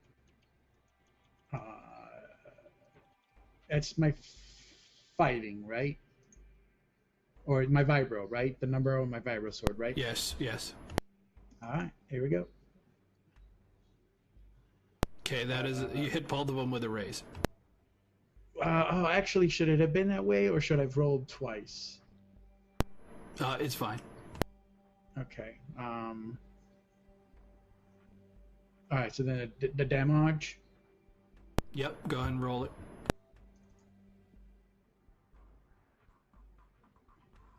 Okay, so apply. So that was applied to the number 4. So go ahead and roll it one more time, applying it to the second guy.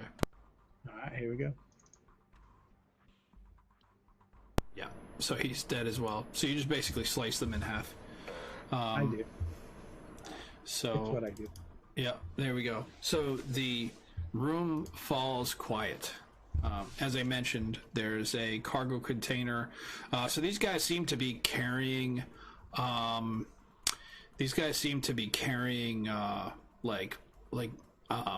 Computer equipment.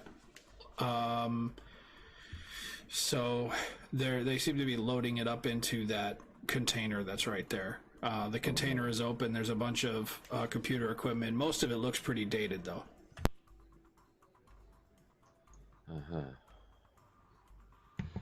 Maybe they're raiding it.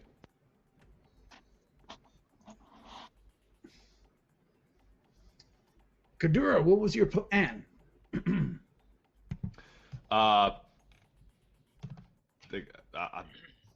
You threw a grenade first. You had a plan, right? Yeah.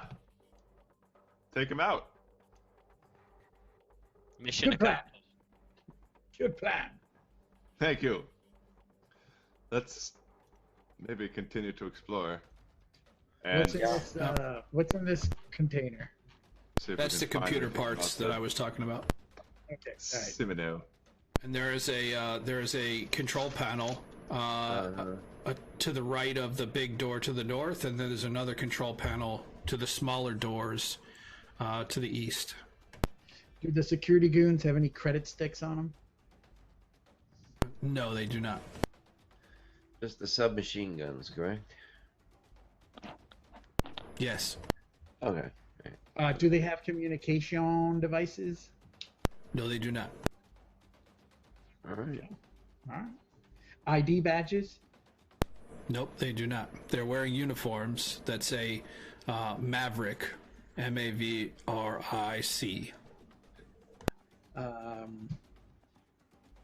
Kadura, T-Prime, do you know this Maverick security operation? Give me a Do common I- knowledge roll. Anybody Okay. who wants to, go ahead and give me a common knowledge roll.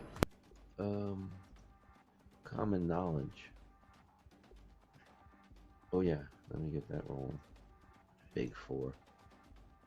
Damn. Hey, All right. that's up. Beatbox and T Prime, you guys know that these guys are mercenaries. They're, They're they're Mavericks. who you hire when you don't want to be associated with whatever you're doing. So you usually used by like corporate entities for espionage and kind of clandestine activities. Trump's cronies. Hey, All right. So yeah. So that's who they are. okay. Mavericks, mercenary services. Yeah. It's Maverick Security is the name of the I've run company. into them before. Okay. Okay. What are they? I know them all too well.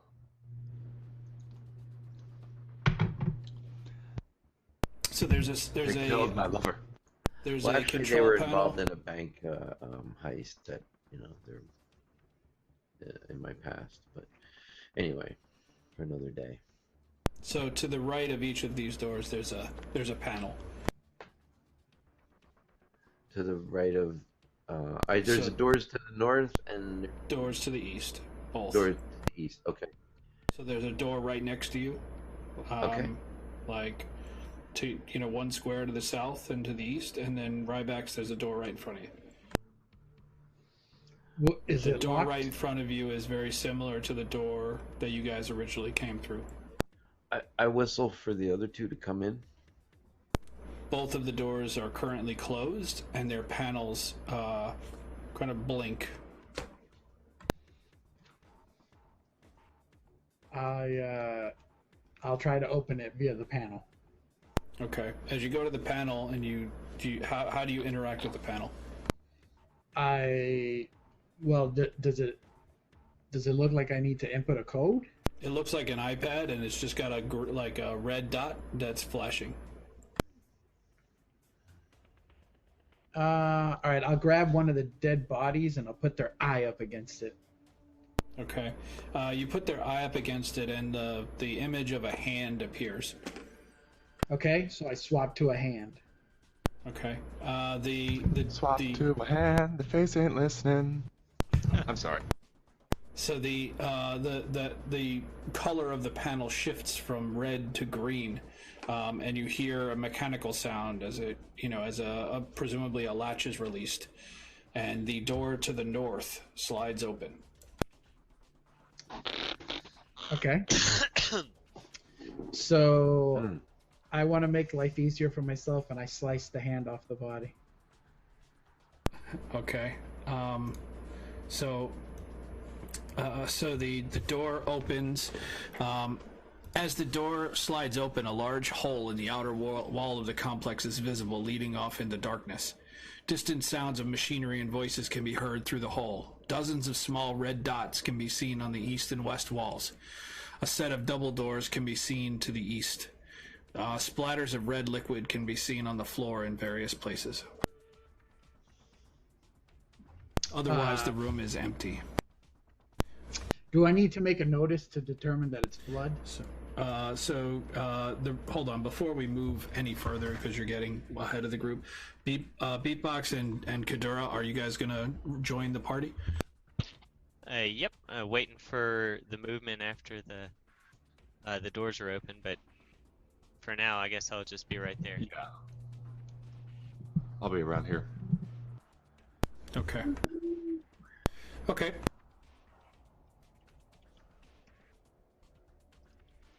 All right, so I put the description in the chat. What do you guys want to do?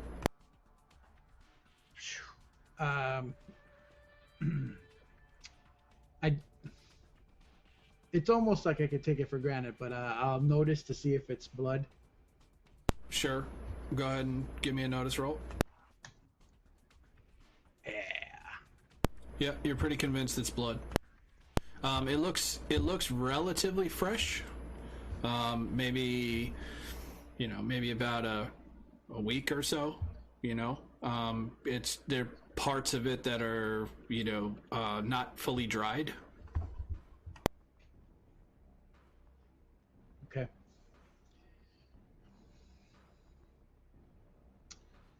All right, I'm gonna step into the room, I guess. Okay. So when you step into the room, go ahead and give me a notice roll. Okay.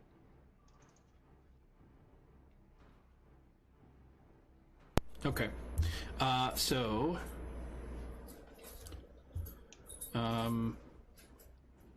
see here.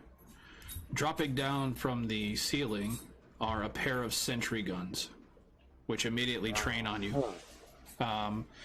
It appears that the dozens of red lights were brake beam sensors. And as soon as you stepped into the room, you crossed over one of the sensors, and a pair of guns lowered from some hatches in the ceiling. So we're going to go ahead and deal the initiative. Okay. So it looks like you're first in the initiative. The sentry bots are pretty slow. So you have a couple options here. You can try to shoot the sentry bots. They're suspended from the ceiling. They hang down about 2 feet from the ceiling. They appear to be, mounted submachine guns. Or you could just step out of the room and close the door. But you've now set off the sentry guns. Mm-hmm. So what would you like to do?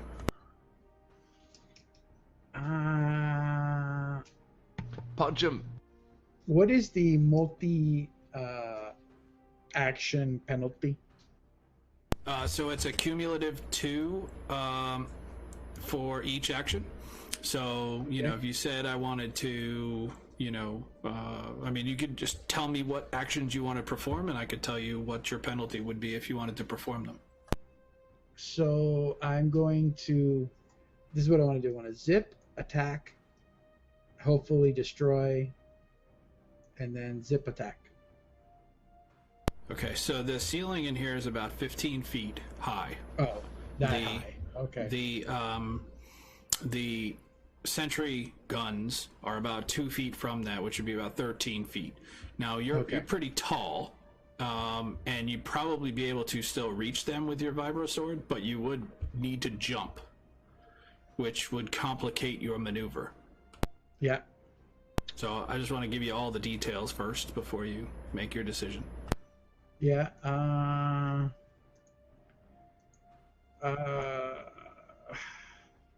running leap. Wow, that'd be so cool.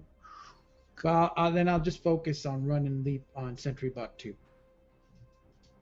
Okay.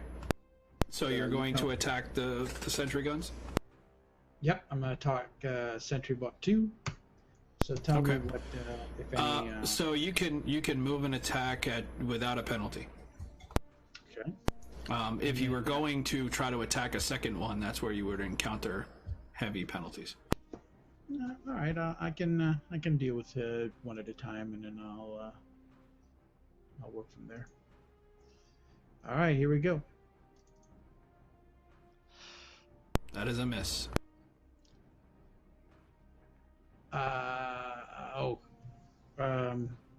I'm gonna bet. I can Benny the roll, right?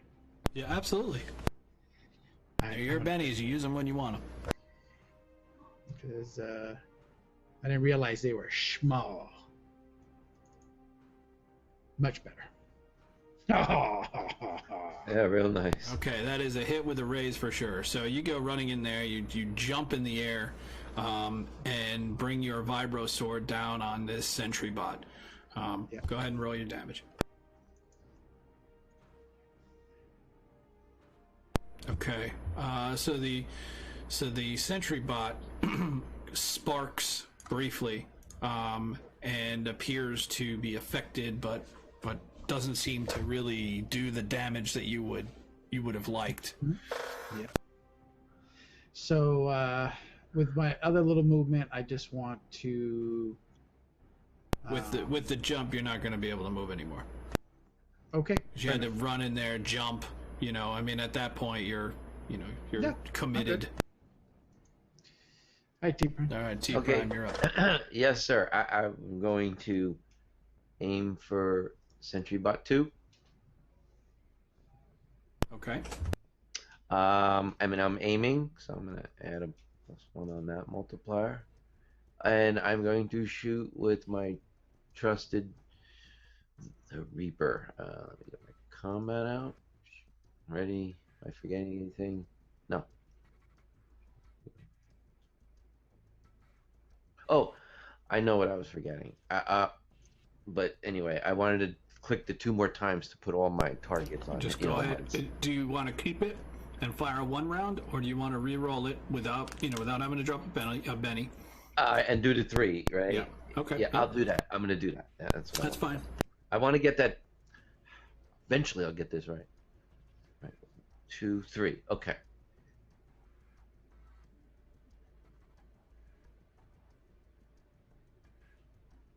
All right. So let's see. 2 hits with a raise and 1 regular hit. So go ahead and roll your damage.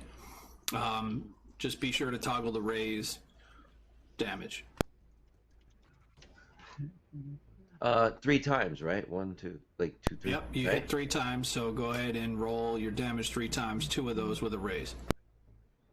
So basically, I pull the dice and I click 2 more times. That's my 3 shots. And no. Well. Ooh, yeah. No, that's not how it works.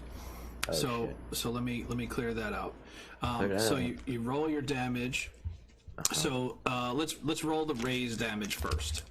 So hit the plus damage button in the lower left, which is next to the modifier. Yes. All right, and then go ahead and roll your damage normally once.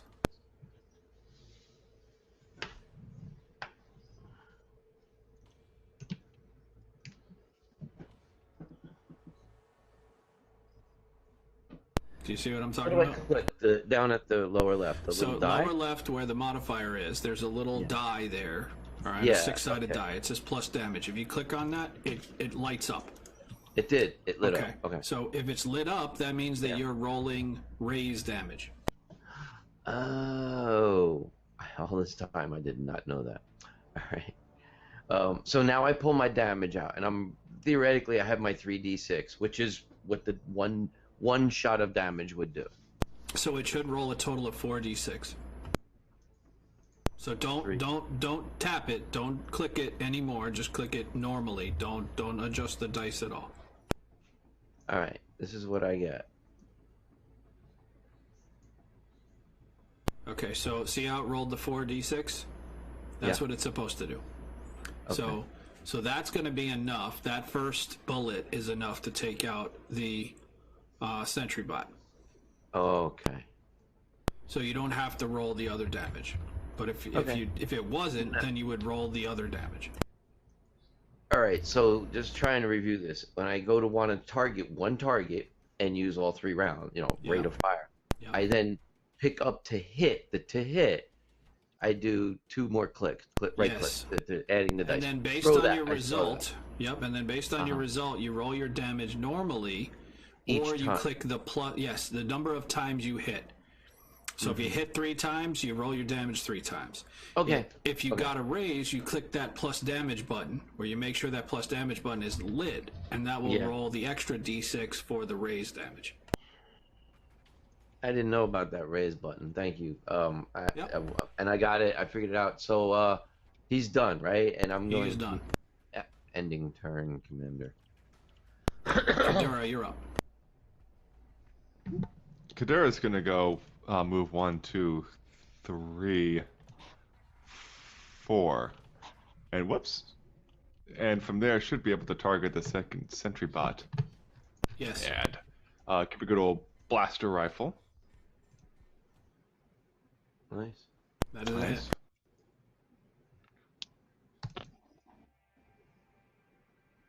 Beautiful. All right. And I have additional action I'm going to use to fire my other blaster rifle. You don't need to. You took it out. I am anyway. All right. Hit it right between the eyes. So you shoot the metallic carcass. It was really easy because it's just a carcass. 2 dead Okay. guns. So the guns, after taking all that damage, the guns kind of shrink down, point directly to the floor, and appear to be now offline. So there is a hole to the north. That area looks like it's been blasted out. And then there's a set of double doors to the east. Double doors. Okay. Do I hear anything? Can I notice anything from that hole? I gotta get in there, don't I? You hear, well, no. So even like just being in the room, you'd have to be in the room, yes. Yeah, just being in the room, you can hear distant sounds of machinery and voices, but it's difficult to make out what the voices are saying. Okay. Can I make out maybe the distance of those voices? Go ahead and give me a notice. Sure thing. Wait, no. Notice. That's a notice.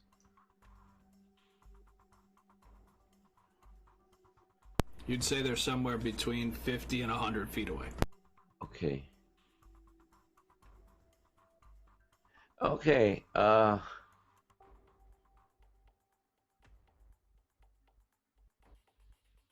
And how does the condition of the door to the east look? Is there a panel? Is it panel lit, blinking? No panel.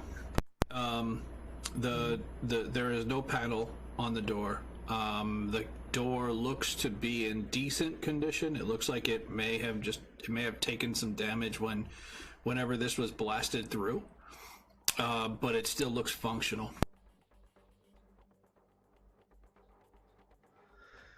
What do you guys want to do? We have a door back in the last room to the east. We have a door in this room to the east, and we have what looks like a opening in the wall leading off to the north. I say we go through the opening in the wall. That's clearly a shortcut Where somewhere. the voices and stuff are. I have more grenades. All right. Okay. I'll follow Rymax. What do we see when we get up closer to the opening in the wall? I will show you. Rymax.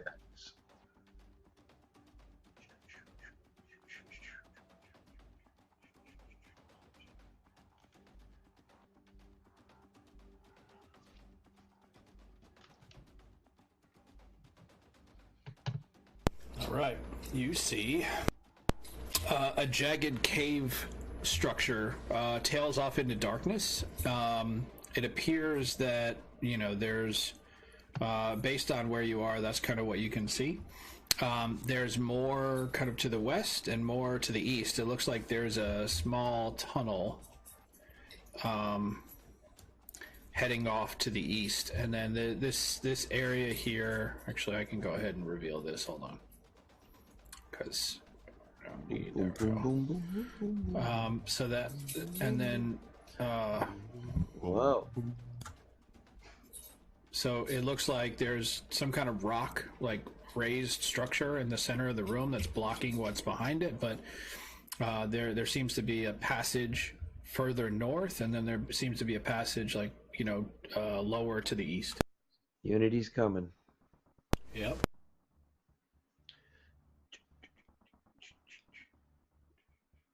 Are you guys coming? Yep. I shout back into the other room. I checked my ammo and followed Rymax. So Rybax, give me a notice roll. Rymax, no. So the first thing you notice once you step through the hole is that this area, You get smaller. this area is just like the air in here. It smells artificial, like there's heavy ozone in the air, almost as if like something is artificially kind of conditioning the air, and the sound of kind of like computer systems is very noticeable to the east, and you hear now that you're a little bit closer, you hear what seem like multiple voices, maybe a dozen or more. I alert my crewmates of what I am hearing.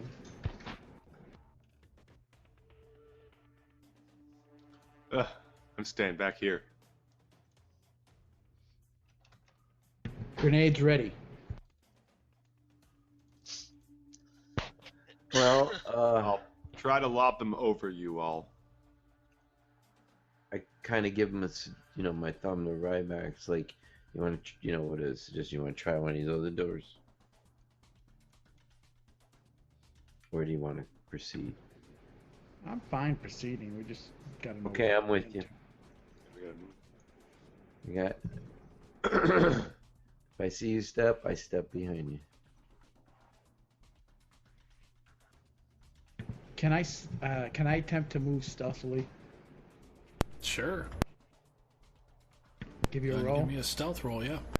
I'm pretty stealthy. Yeah.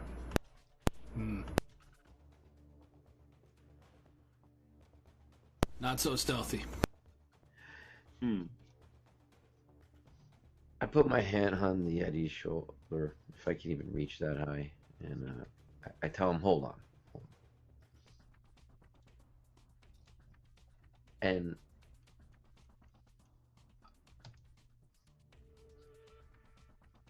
I want to take a look towards this east passage here. All right, give me a notice roll. You got it, boss.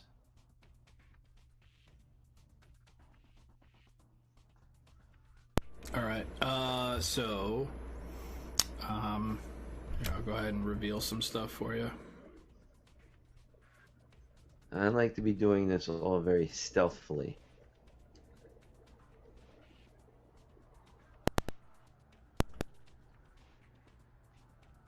Okay, so it looks like it opens up into a larger area up ahead. Okay. Hold on one second.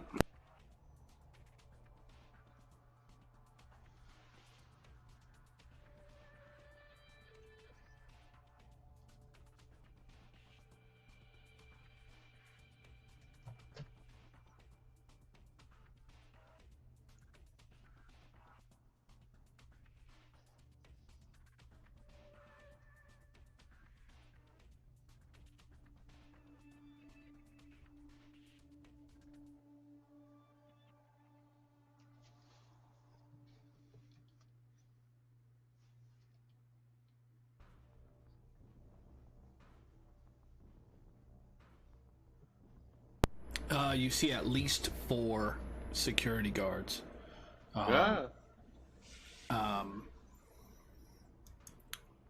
So, okay, yeah. So that's you see at least 4 security guards where you're looking. All right. I silently turn back, just turning, and I look at Kador and the team, and I hold up 4 fingers, with 2 pointing at my other hand, pointing 2 fingers at my eyes, and then pointing in that direction, showing that I see 4 individuals. What? They have not yet noticed you. And Kadora, I motion to you, throw. I give him a thumbs up. Okay, so if you're going to take any kind of actions, I need to know. I believe we're going to attempt to try and throw a grenade into that area, sir. Yeah, I think so. I think so. Okay. I motion or point to Rybacks to kind of cover the back or the other direction because I think there was stuff. I'm just going to go ahead and deal the initiative then. Okay. Yeah. All right. So let me go to the top of the initiative order. Rybax is up. He got a Joker. So Joker's wild. Everybody gets a Benny. Yay, yay, yay. All right. Yeah.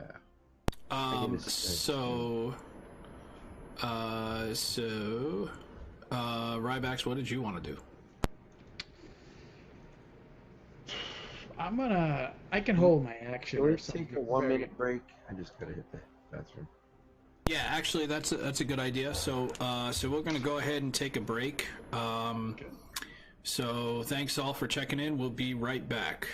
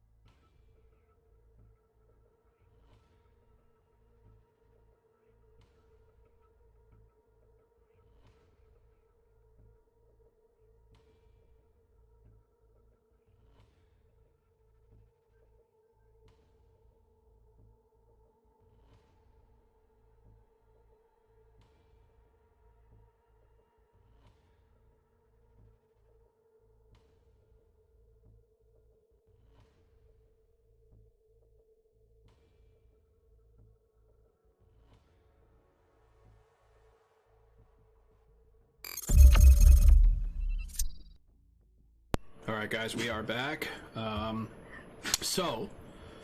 Here we are. So, Rybax, you're up first. What did you want to do?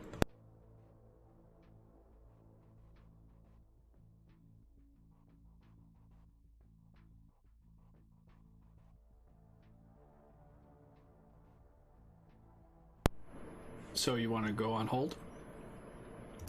Okay, you are on hold. Beatbox, you're up.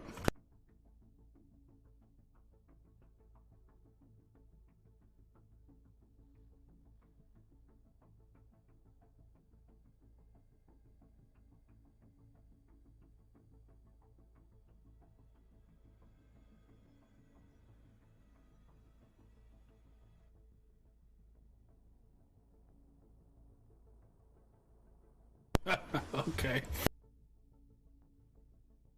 All right, let me draw the template.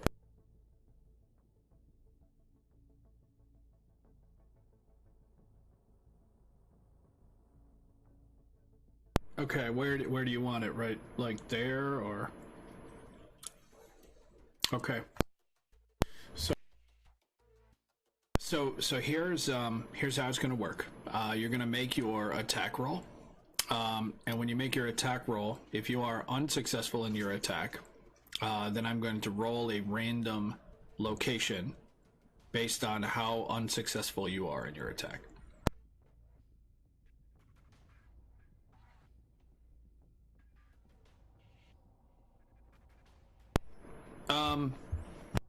Yeah, you could target all of the guys that you see within it.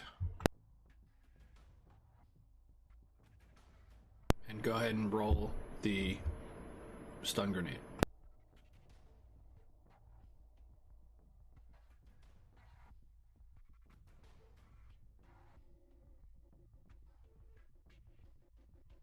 Okay, so that is a miss. Do you want to try to Benny that roll? Okay.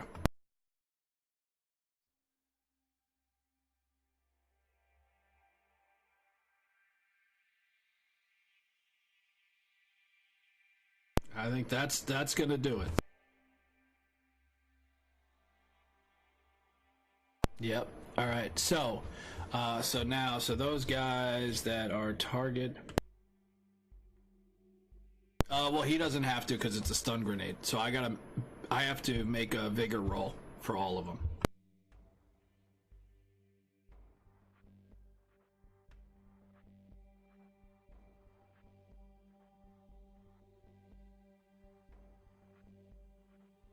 Okay, so here we go. All right, vigor rolls. So you hit all of them. So let's see, 4 vigor rolls. Fail. Success. Success with a raise. And fail. Okay, so 2 and 3. So 2 is just shaken.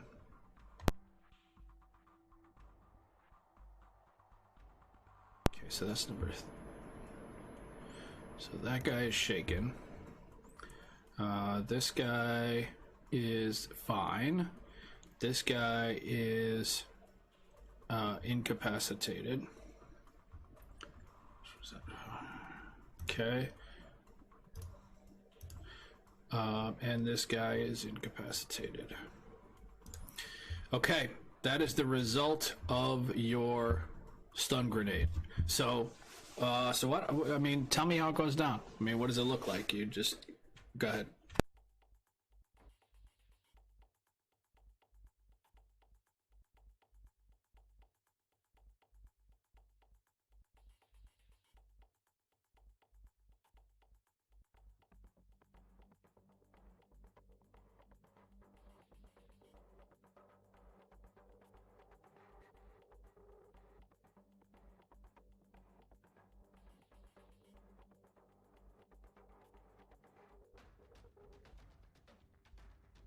All right.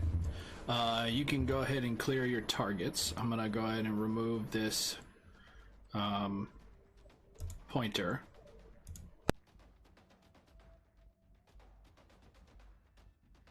All right. And with that, the stun grenade goes off. Right? A bunch of the guys hit the deck. A couple of them, seem shaken. But now there's a crescendo of screams coming from the other side. As presumably more now have been alerted to your presence. All right, anything else, Beatbox?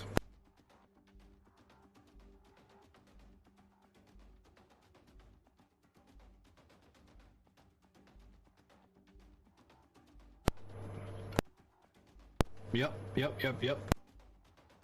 got it. All right, Kadura, you're up.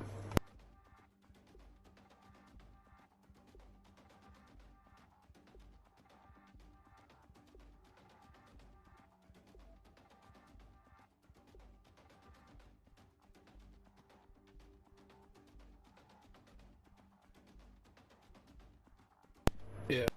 So the ones that are incapacitated will have cover against you. The ones that are shaken would not.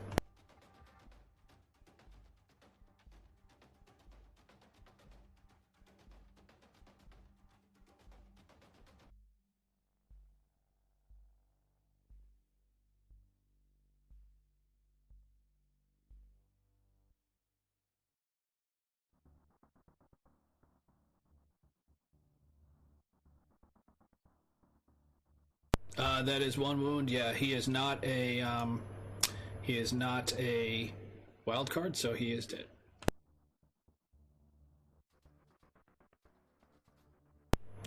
Wait. So I think you had. Hold on. I think I just killed the wrong guy.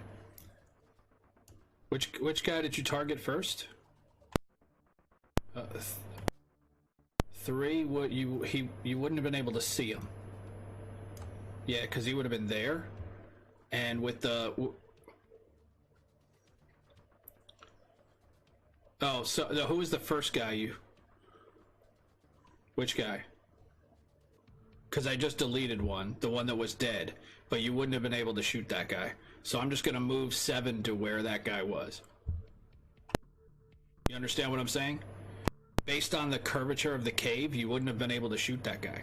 Unless you were, able to curve your laser beams, which you can't.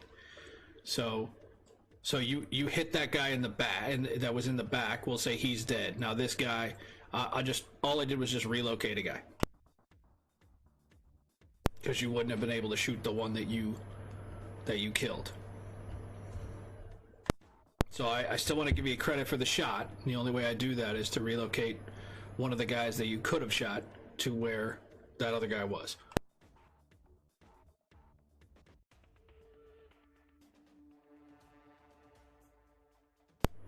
You can. He is currently incapacitated, so he is laying prone on the ground, so he'll have a cover against your shot. It's a -4 for cover. Yep.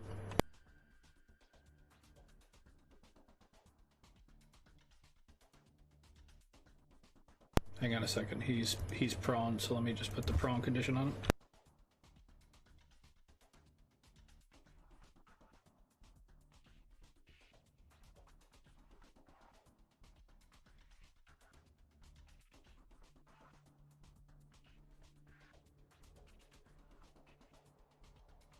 Okay, so those two guys in the middle are prone right now. They took the worst of it. They're prone and incapacitated. They're basically knocked out.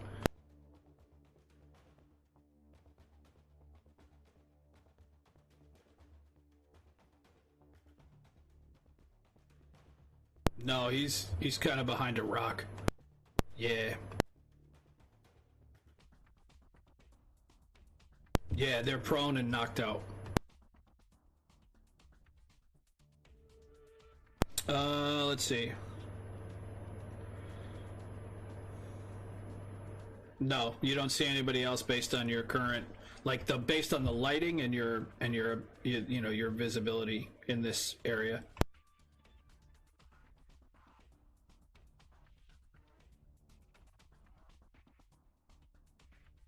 Okay. No, you don't have to do it. I put the prone condition on it. It'll automatically calculate.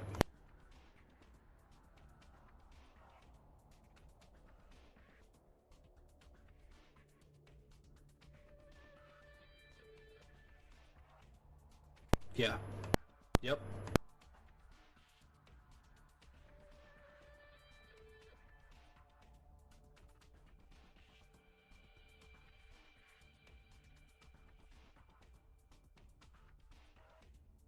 You don't see him in the tracker?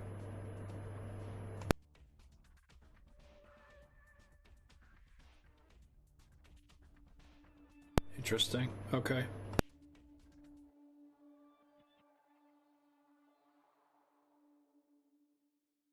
Oh, it's because they're incapacitated. They don't show on the tracker. So it automatically hides incapacitated from the tracker. So 2 hits and a miss.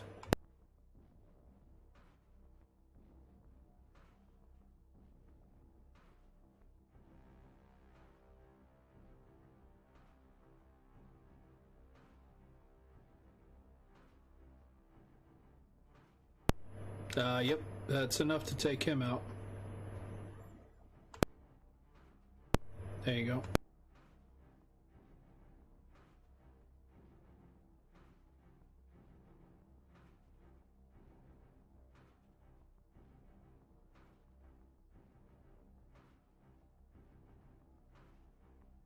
Yeah. Okay. So at this point, you hear an alarm sound, and you know, apparently someone at the base triggered an alarm. So you hear an alarm sound in the distance. Okay.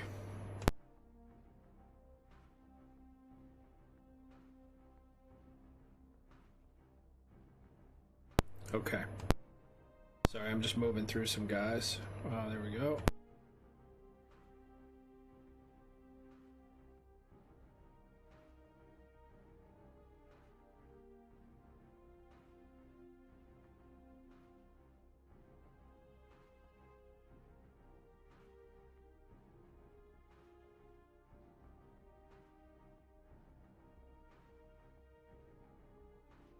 Okay, this guy kind of appears from the darkness, moves up to here. He is going to take aim at... Nope, he's going to take aim at Beatbox. It's the only thing he sees. And he's going to fire his submachine gun.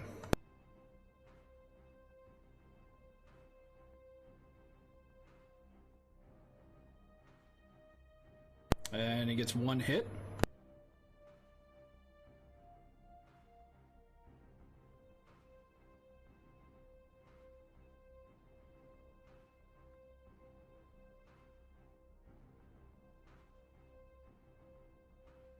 And here's his damage.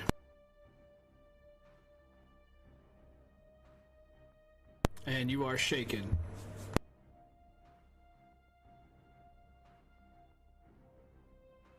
You can, yeah. Okay. Okay, so that's going to be his turn. This guy is going to emerge from here, and he is going to target Rybax, and he is going to fire his submachine gun. Yep. Okay. Did you want to try to interrupt him? Okay, that's fine. If you want to interrupt him, then usually, well, I mean, no, it's not. It's just so, all right, so he moves and you want to interrupt him now. So as soon as you see him, you're saying, oh, hold on a second, I'm going to go first. So go ahead and give me an athletics roll.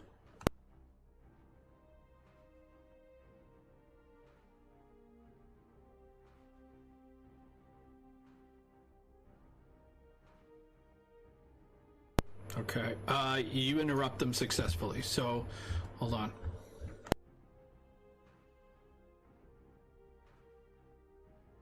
All right, go. So you see him emerge, and you're like, no, we'll have none of that. And there you go. So what do you want to do?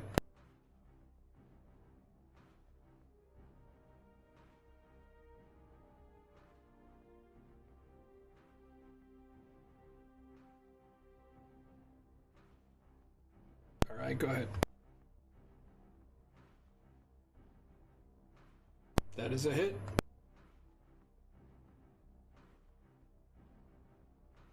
He is shaken.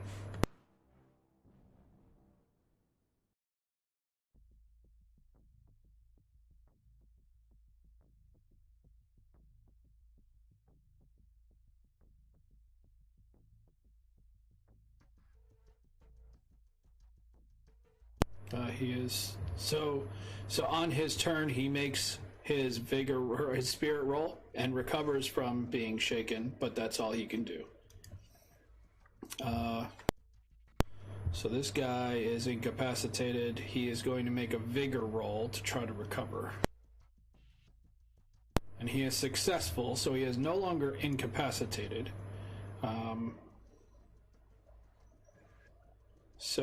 But he can't act this turn.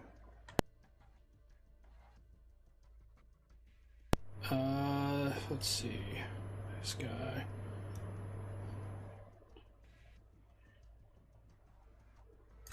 He's going to move to there, and he is going to target Beatbox, because that's all he can see. Actually, can he see Kadura? No, he cannot.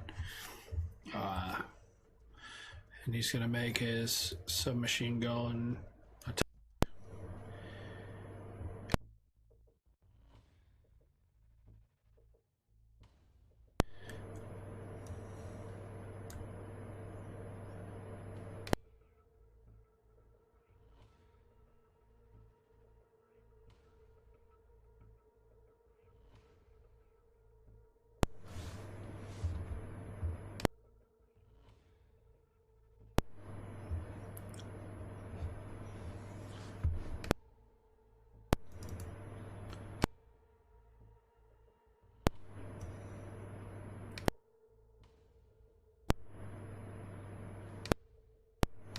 So you want to use a Benny to soak? Okay, here we go. And you are successful with your soak roll. Alright, I'll give you one back. So when you're soaking, you do it in the tracker versus doing it, you know, if you tell me you want to soak, I'll just drag the Benny in and it'll automatically make your soak roll. So you successfully soak that damage. So, you know, so narratively, the two of the bullets just go wide. One of them kind of pings off of your shoulder, and it makes you kind of recoil back for a second, and then you just kind of lean back in.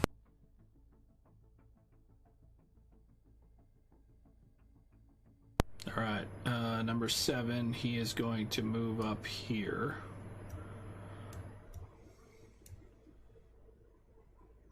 And he is going to target Kentura. And here we go.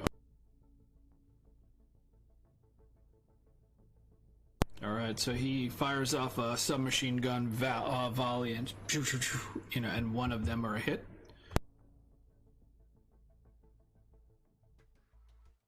And you are shaken. Did you want to use a Benny to unshake?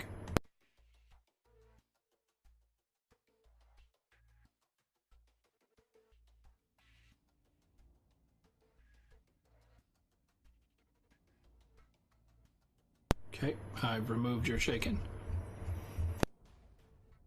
And this guy, let's see, 1, 2, 3, 4, 5, 6. He's going to move up to here. And he also is going to take a shot at Kadura.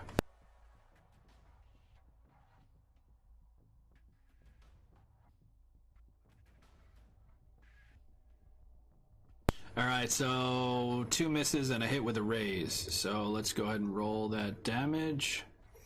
So here we go.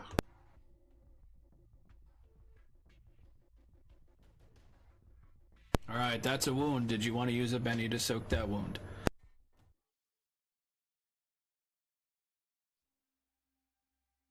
You're going to use it to soak? You're going to take the wound. Okay, I'm applying the wound. There you go. You have 1 wound now. All right, and so we're going to the top of initiative order. And so up first is somebody that's not on the screen right now. No, not you yet. So he is going to... He's going to do that. Okay, T Prime, you're up.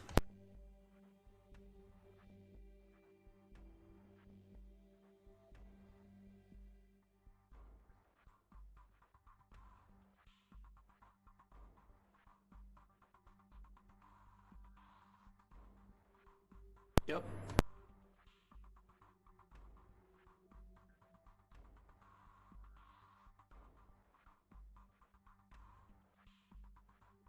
Yeah, 8 and 7 are back to back, basically.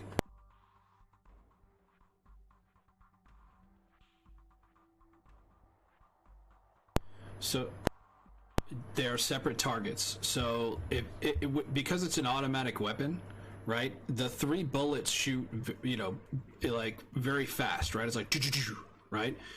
So you can't transition from one target to the other. So you do 3 shots at one, and then 3 shots at the other.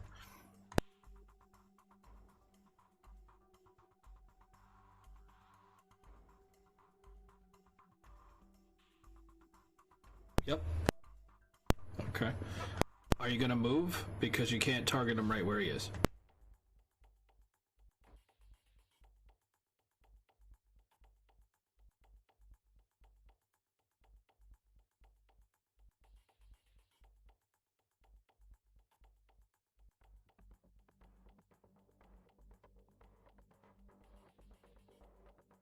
You can shoot through Kadura. Wound. I wanna be moving backwards. Vectoring. Okay, so that's what I'm doing. I'm gonna target that guy. I'm gonna get my die up. Since I moved, it's just a straight shot. 2, 3. Okay, and go. I rolled it. Okay, there they are. All right. So I have 3 things of damage. I'm gonna roll the first one. I'm gonna do the. Yeah, roll the first one with. You want me? What order do you want me to roll them? In the 6, the 10, and the 7? You want me to do it in that order? So always roll the raised damage first. Done. I will roll that first. Raising and damage.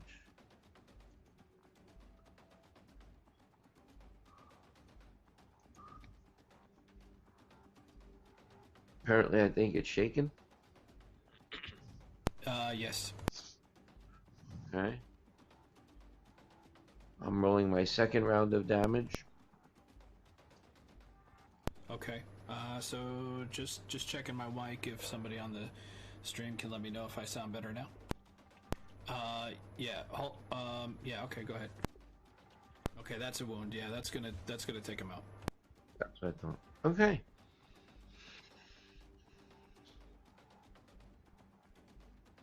All right, he's dead. And I move back to that spot and end my turn.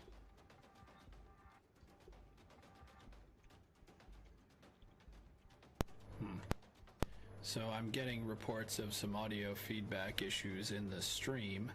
I don't know what's causing that, but you guys hear me okay, right? Yep. Yes. Mm-hmm. Interesting. Okay, well, keep an eye on it. Don't want to interrupt. We got about 20-some minutes left, so we'll just keep rolling. Let's try to sort that out later. So, let's see, who's next? Okay, this guy's up. So he is going to take another shot at Beatbox. Oh no, V-Box. right, here we go. It looks like it's going to be 2 hits. Oof. So here is roll number 1. That is shaken. And then roll number 2. And that is unharmed. So, do you want to use a Benny to unshake? I do. Okay. Go ahead and drop the Benny. Alright. There we go. Alright, so that is that guy. This guy here, he's got Ryback's right in his face. So he's going to try to use his survival knife. Okay, hold on, Mega. Because I have that shield equipped. Did you just Holy see that? moly. Well, if you roll it high enough, then you're good. I rolled a 26, so I'm pretty sure that that hits you. Yeah. even with the shield. Yeah. Okay, so here is his. Fortunately, his survival knife damage isn't that great. You passed that. Let me see. Toughness. All right, you are unharmed. So that tough Yeti hide. Damn. Well, what was the roll? What do you mean? What was the roll that you rolled? 8 to hit or damage? Damage. The damage was an 8. Yeah, that wouldn't do it. Yeah. All right, so this guy, he is going to move.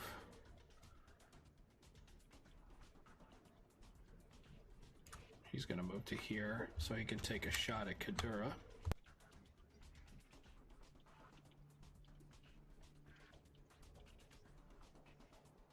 Looks like we've got 2 hits. Come on. All right, so hit number 1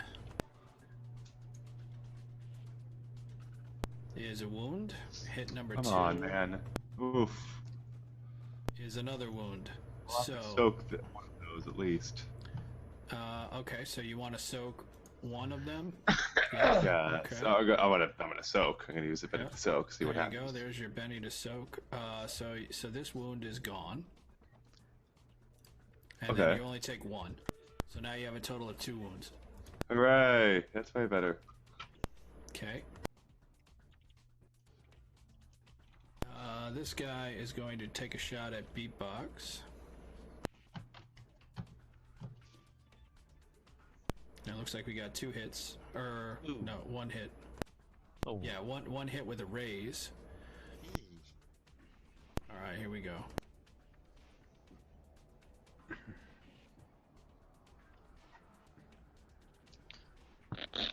Okay, and you are shaken. Did you want to use a Benny to unshake? I do. Okay. Just let me know when you're ready for me to drop Yep, it. go ahead and drop it. I'll drop it like it's hot. Alright, you are unshaken. Alright, let's see. Moving on. Number 7 is gonna take a shot at Kadura. Uh-oh. Boy, is he ever. Alright, we got 3 hits, Oh, 2 with a man. raise. It's not looking good for Kadura. Yeah, it might be it, boys. Alright, so here is damage roll number 1 with the raise damage.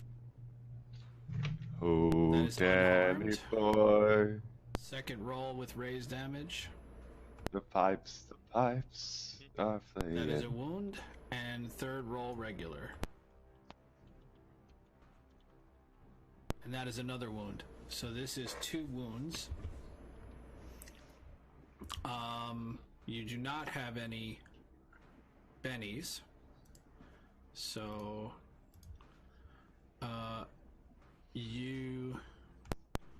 you are currently bleeding out. Fantastic.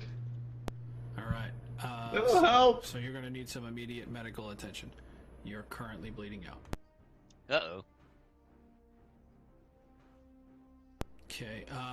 The alarm gets quicker paced at this point. You hear, but previously it was like meh, meh, meh. Now it's like meh, meh, meh, meh, meh, meh. Rybax, you're up. Okay.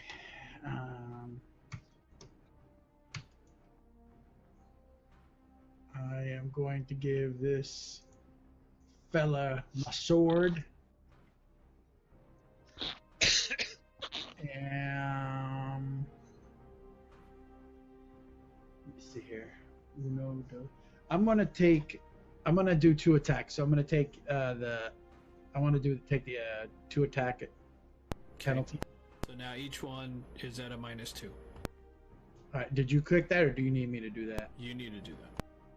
All right. By clicking the 1 action, or by just typing in -2. So put a -2 in the modifier. Roll your first one. Put a -2 in the modifier. Roll your second one. Okie dokie.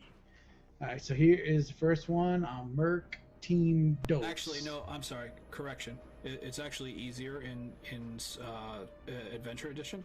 Down there by the modifier, there's a button.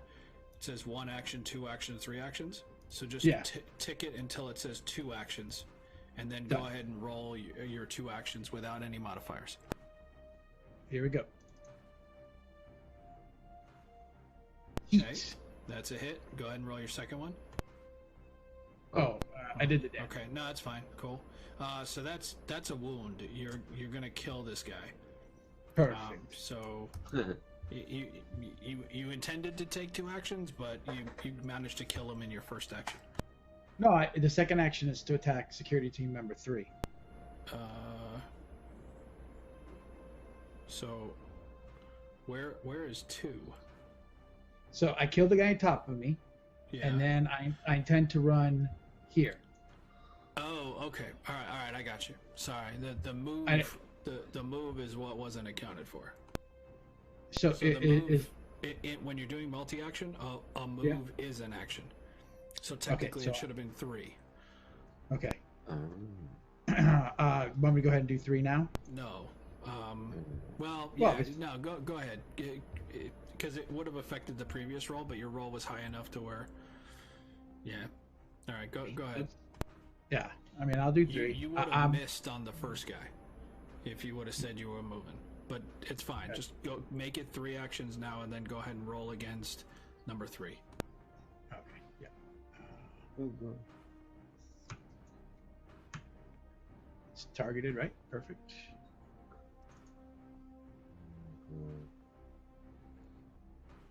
All right, that is a hit. Okay.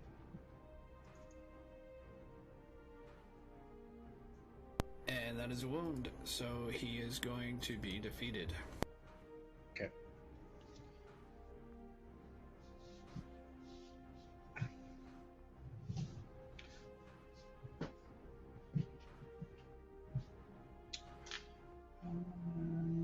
Okay, is that it for you, Rybax?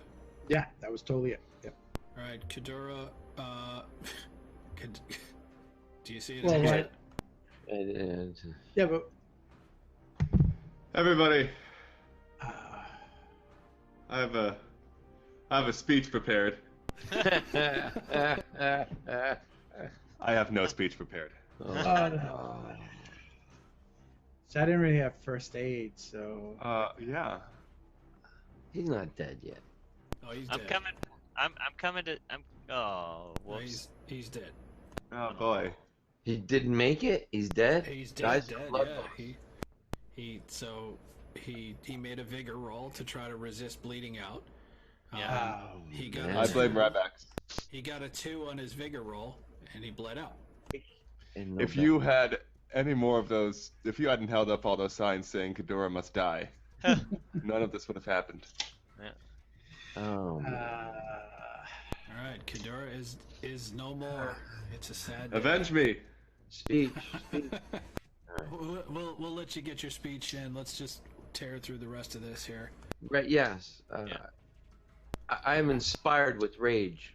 Can we make him a debtor? Wow.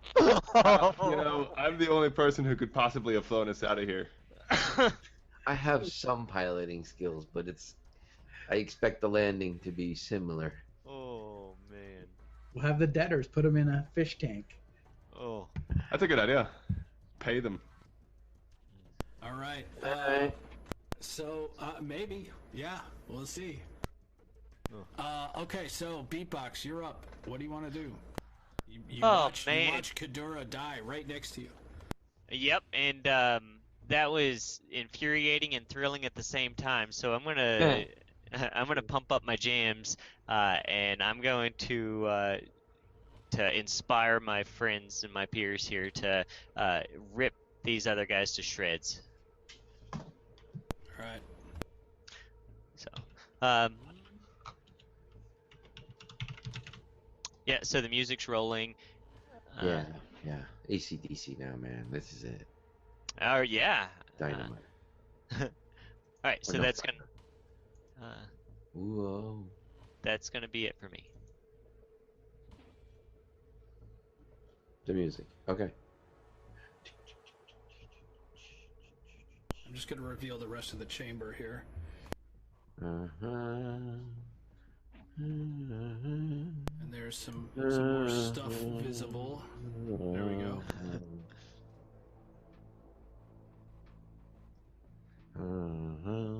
Okay, so that blue thing is a some kind of subspace transmitter. These guys with the blue arms appear to be some kind of scientists, and then that other like rectangular or oval looking blue thing is a hollow display.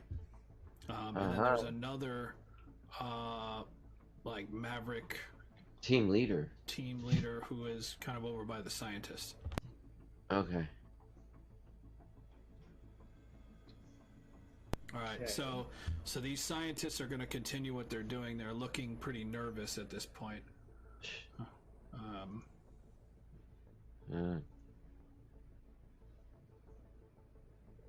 They're focused on what they're working on.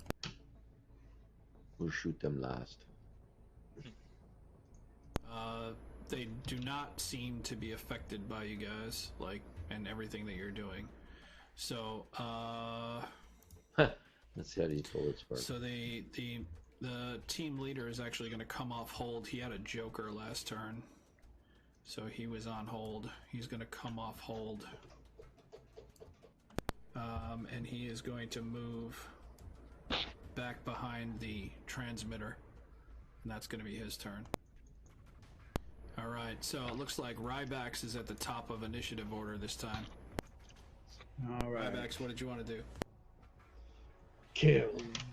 All right, so I want to attack team member 7, and then I'm gonna have to do movement, and then attack team member no number. 3 actions.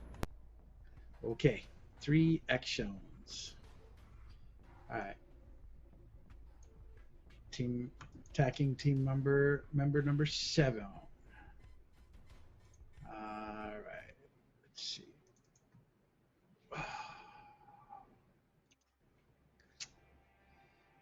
All right. So that kind of puts a damper on your whole plan. So you run up. You can Benny that if you want. You got plenty of bennies. Yeah, I'll Benny it. Okay, go ahead and drop the Benny. In the tracker? Oh, yeah. But no, just drop it in the chat window somewhere. If you're using a Benny to re-roll, you can just drop it in the chat. All right, here we go.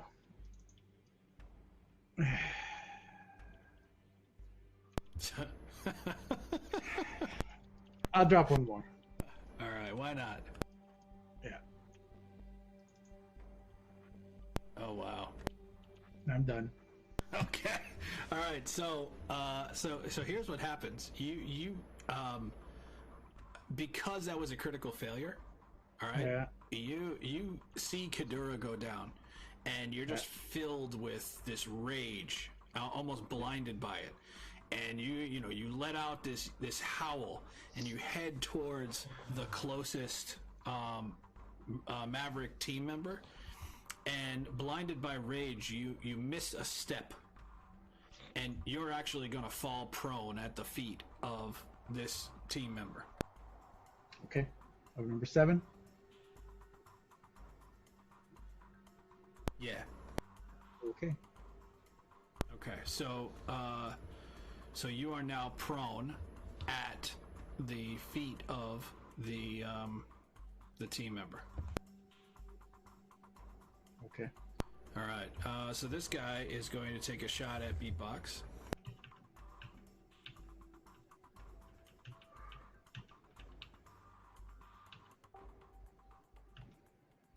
And 3 misses. All miss. Good, because I'm Next out of. guy, 3 shots I got one, at maybe. beatbox. Uh-oh. 2 hits. 1 with a raise, I believe. Yep, 2 hits, 1 with a raise. So roll raise damage first. Here is his raise damage. And you are shaken. And his non-raise damage. And you have a wound. Did you want to try to soak? I would want to try to soak the wound. Okay. So here we go. This is your last Benny. Are you okay with that? I have to be. Okay. You successfully soak that wound. What's a success? 4. I'm making a joke. Oh, there. No post-mortem commentary. No, I'm just kidding. Feel free to contribute to the conversation. Don't All right, pet the dead. The ghost with the most. All right, this guy is gonna take. He's gonna try to attack Rybax with his survival knife.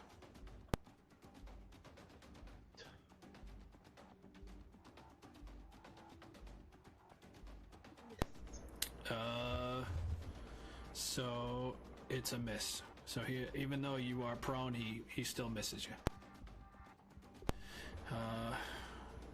Kadura is dead. Scientist continue doing what they're doing. So the team leader is going to yell out instructions to these guys on his turn.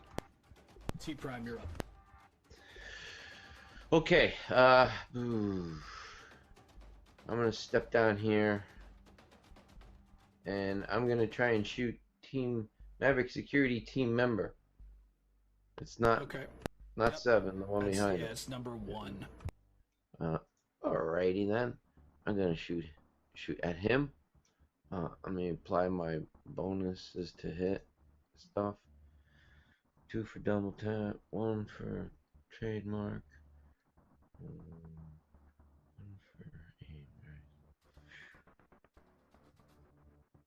Okay. 2, 3.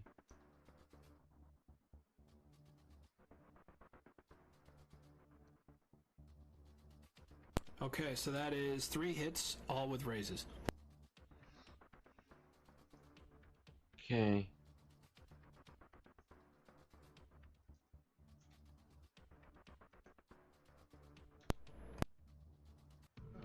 Oh yeah. Oh yeah, he's dead. All right. That was 3 wounds. He is no more. Okay.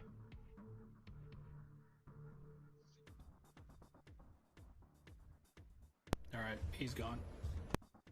You know, you could take a multi-action if you And wanted. try number but you gotta tell me before you do it. So I'll let you do it this time because your other roll Well, would what's still with been. the mechanisms for multi-action? I mean, not that I get the telling up front. I mean, do I have to take a penalty on my first round? You have to take a penalty on all actions, so it just stacks, right? So if you're just doing 1 action, there's no penalty. If you're doing 2 actions, both actions have a -2. If you're doing 3 actions, all 3 actions have a -4. So that's the way that it works. So what I'll let you do, though, because that other roll, even if I subtracted 2, would still be a hit. Go ahead and roll a... go ahead down to the bottom where it says 1 action. Take that to 2 actions. And then go ahead and take another shot. But target the team member 7. I'm going to target team number 7. Sorry. Right there. Yep. Alright, rate of fire, 2, 3. Whoa. All right, 2 hits with the raise and 1 regular hit. Sure. Alright, yeah, alright. Yeah, he's gonna be dead.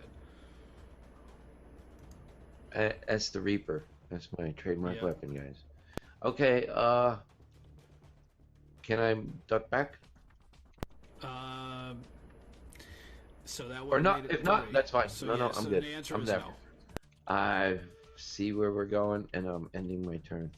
Okay. Beatbox. Oh, I lost somebody on my watch. That's frustrating for me. I think I will 1, 2, 3, 4, 5. I'm gonna go 1, 2, 3, 4, 5, and I'm just gonna start. I'm gonna try to intimidate this Maverick security team member 4. Can't really see him. You're still Okay. behind the wall. Okay, I You gotcha. can start yelling at him. Yeah. But I don't know. Go ahead and give me the intimidation roll, and we'll see. What I'll say is it's a -4 because he can't even see you. Sure, yeah. And I don't know, would I have been able to see him back down here where I was before? Or no? No. No. Okay. In that case, I'll You want to go back up top? Yep, that's where I want to go. And you say it's a -4? -4, yeah. All right, I've got it in the adjustment, and I will intimidate. So basically, I'm just I'm yelling profanities at him, telling him all sorts of nasty things about himself and his family, and also letting him know that he's never going to make it out of here alive. Okay. All right, go ahead and make the roll. Oh, so you did. All right. I did. So he is intimidated. I think the part that really does it for him is you're never going to make it out of here alive. So, so he'll react to that on his next turn. Sure. That's going to be it for me. Okay. So, so at this point, the transmitter almost goes into like a steady tone. It's either beeping so fast that you can't perceive the changes between it, or it's just, you know, one steady like beep kind of sound. Let's see. All right, and we're gonna be at the top of initiative, and it looks like the Maverick security team member has a Joker, but he is going to be intimidated by you, so he's going to step back. Actually, he's going to step back here. He's going to stop targeting you, and he's going to move back to here as he begins falling back. But yeah, that's what he's going to do. Rybax, you need to stand up because you are prone. Is that what you're going to do first? Yep. So what does that cost You me? are no longer prone. Yep. Is that half your movement? Yeah. Bastards. Cost me half my movement, huh? Alright, so right now I have 3, right? So I could still do the run though, right? You can roll your running die, yes. But you half the result. Alright, let's do it. So you can move 4. Well, we'll say 5. You can move 5. Alright.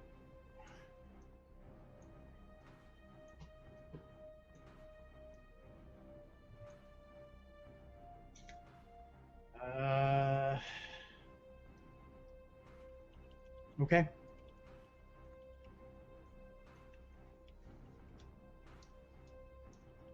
All right.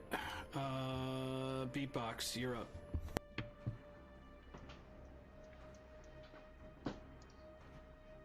All right. I am going to. I'll untarget him, and I'll move forward 1,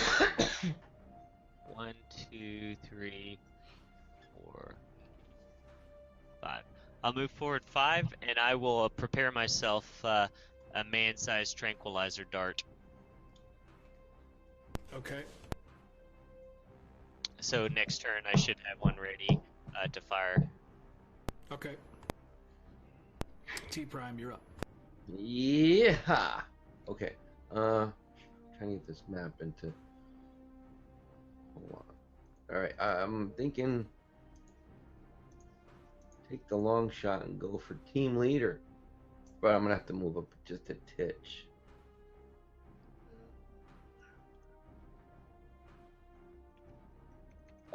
Can I aim at team leader, said sir? Yep. Yeah, you can. Okay, thank you. Still in range. I will do my tricks.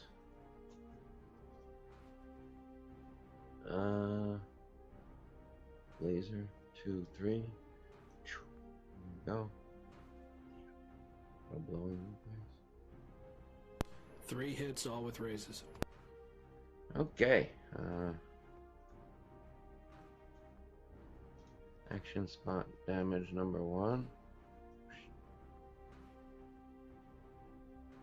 Okay, that is 1 wound. He Okay. is a wild card, so I'm gonna drop a Benny to soak that. Okay. So he's at least shaken, right? Nope, he is No. not shaken. Go ahead and roll your second one with a raise. Yes, sir.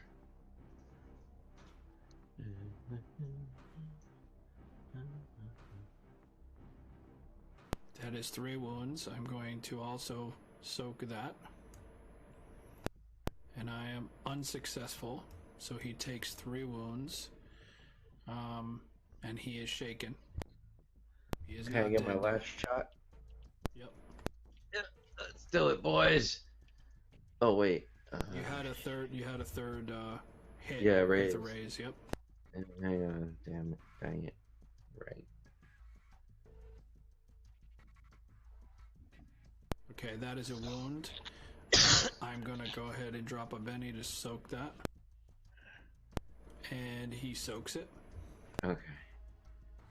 So he has 3 wounds right now. Alrighty. That was my contribution to this. I will end turn. All right. The scientists are going to try to run.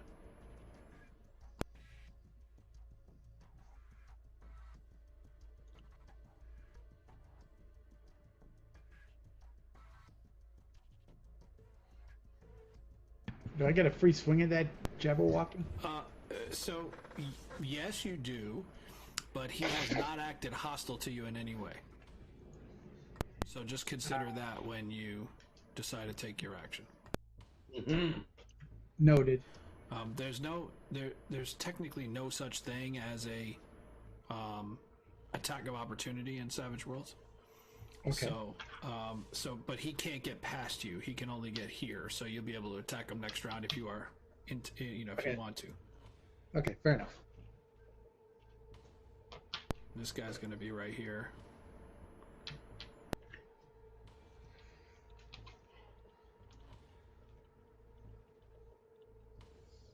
Oh yeah, stay right there. And that guy's going to disappear into the darkness.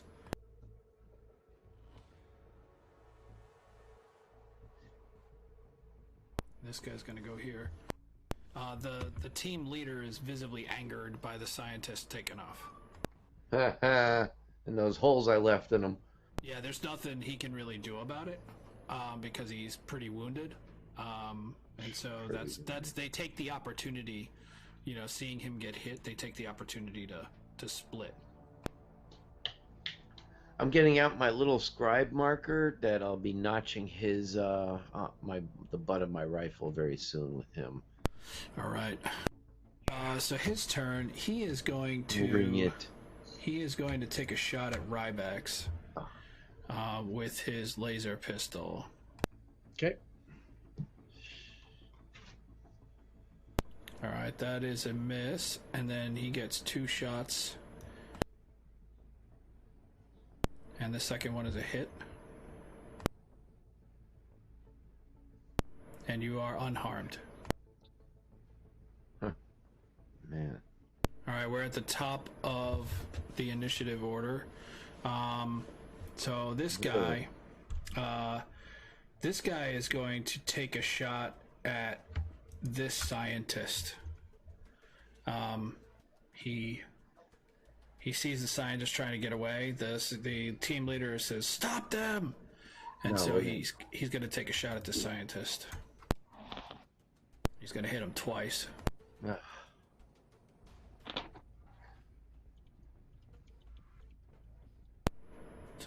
Number one is 2 wounds. He's going to take out that scientist.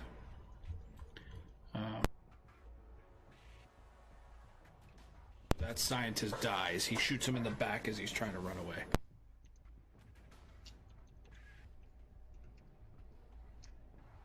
T-Prime, you're up. Yeah, team leader, same target, same actions. Okay. So did you want to try to shoot him twice? Because then you just click the 1 action to 2 actions, and then you just take, that'll allow you to shoot at him twice. Or did you think you're going to do it with 1, or did you want to try to Well, take what do you mean, my rate of fire with 3 shots? No. So you could take, you can, oh, never mind. Sorry, go ahead. You can only take 1. So you can't repeat the same action. Right, multi-action on the same guy. Exactly. Well, no, you can do it on the same guy. You just can't do the same thing twice. Right? So go ahead. Okay. I will not argue or delay the game. Yeah. But we'll talk that later. Yeah. I'm gonna shoot same target from last round. Yeah. And I've got him lined up. Okay, let's roll. 2, 3. Here we go.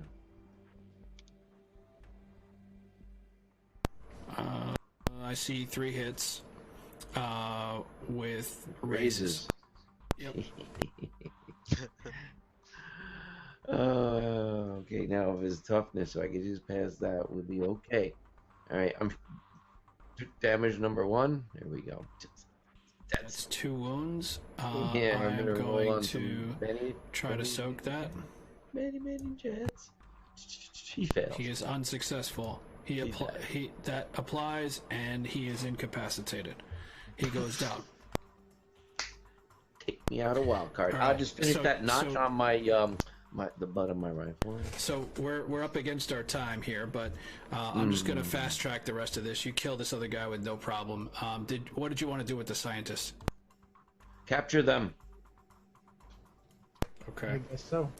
All right, you managed to subdue the scientists.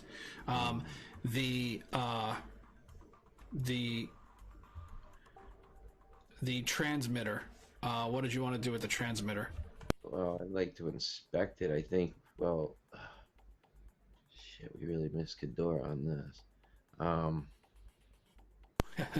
Drake says to throw them in a cargo container. Yeah. Yeah. I'd like to inspect this transmitter device. What is its purpose? Okay. So, anybody have a repair or knowledge computers? I've got both. I've got a Okay. D8 in repair and knowledge computers, oddly enough. So, whichever your preference is, go ahead and give me a roll. Yep. I'll do a knowledge of computers here. All right. Okay. So you're successful. You realize that this thing is transmitting a subspace a gamma wave, which is disrupting communications to a specific area of the region. According to the logs, it's targeting the Semino area. It's a subspace communication jammer, and it's presumably being used to block scanning and communication to a specific region where you suspect that illegal activity is going on. Take it out. All right. So, Just so you guys know, pulling up my records, Operation Hotline mentioned something about Samino. It said jump core beacons. Raspberry. Sorry, Yeah. Drake made a comment about Spaceballs. I was making a raspberry comment. Lone Star. So go ahead, Cap. What was the notes on that? It said Samino is the contact for this operation. So the contact is in Samino. Oh, in Samino. Yep. Yeah. So the contact you're looking for is a quartermaster, and I'll get you the name here in a minute. But you're looking for a quartermaster in Samino who can help you navigate outside of recorded lanes, right? But you've been unsuccessful trying to reach them, and this transmitter might explain why. Yep. So I think we should definitely smash it. Yeah, I'm all ready to shoot it. So as you're standing there, you notice that the team leader he hasn't yet bled out. With his last, with his last Let me help him. gasps, he says the following: Janik, in deep with the debtors. Contract on you. And he points to T Prime. The debtors have put a contract on me? And he dies. What else was it in the beginning? You said something. I thought I put it in the chat. Okay. Janik, thank you. Gasp. In deep with the debtors. Contract on you. And he points to me. He points to you.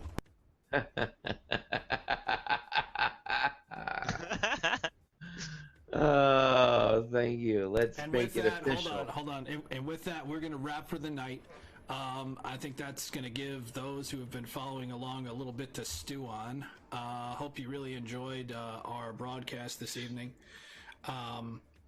We're here most Sundays, but we'll drop a note in the Discord and on social media, so be sure to check us out. If you have not yet, please go ahead and hit the follow button. Really means a lot to us. Thank you all, and we will see you next time. Good night, everybody. Peace.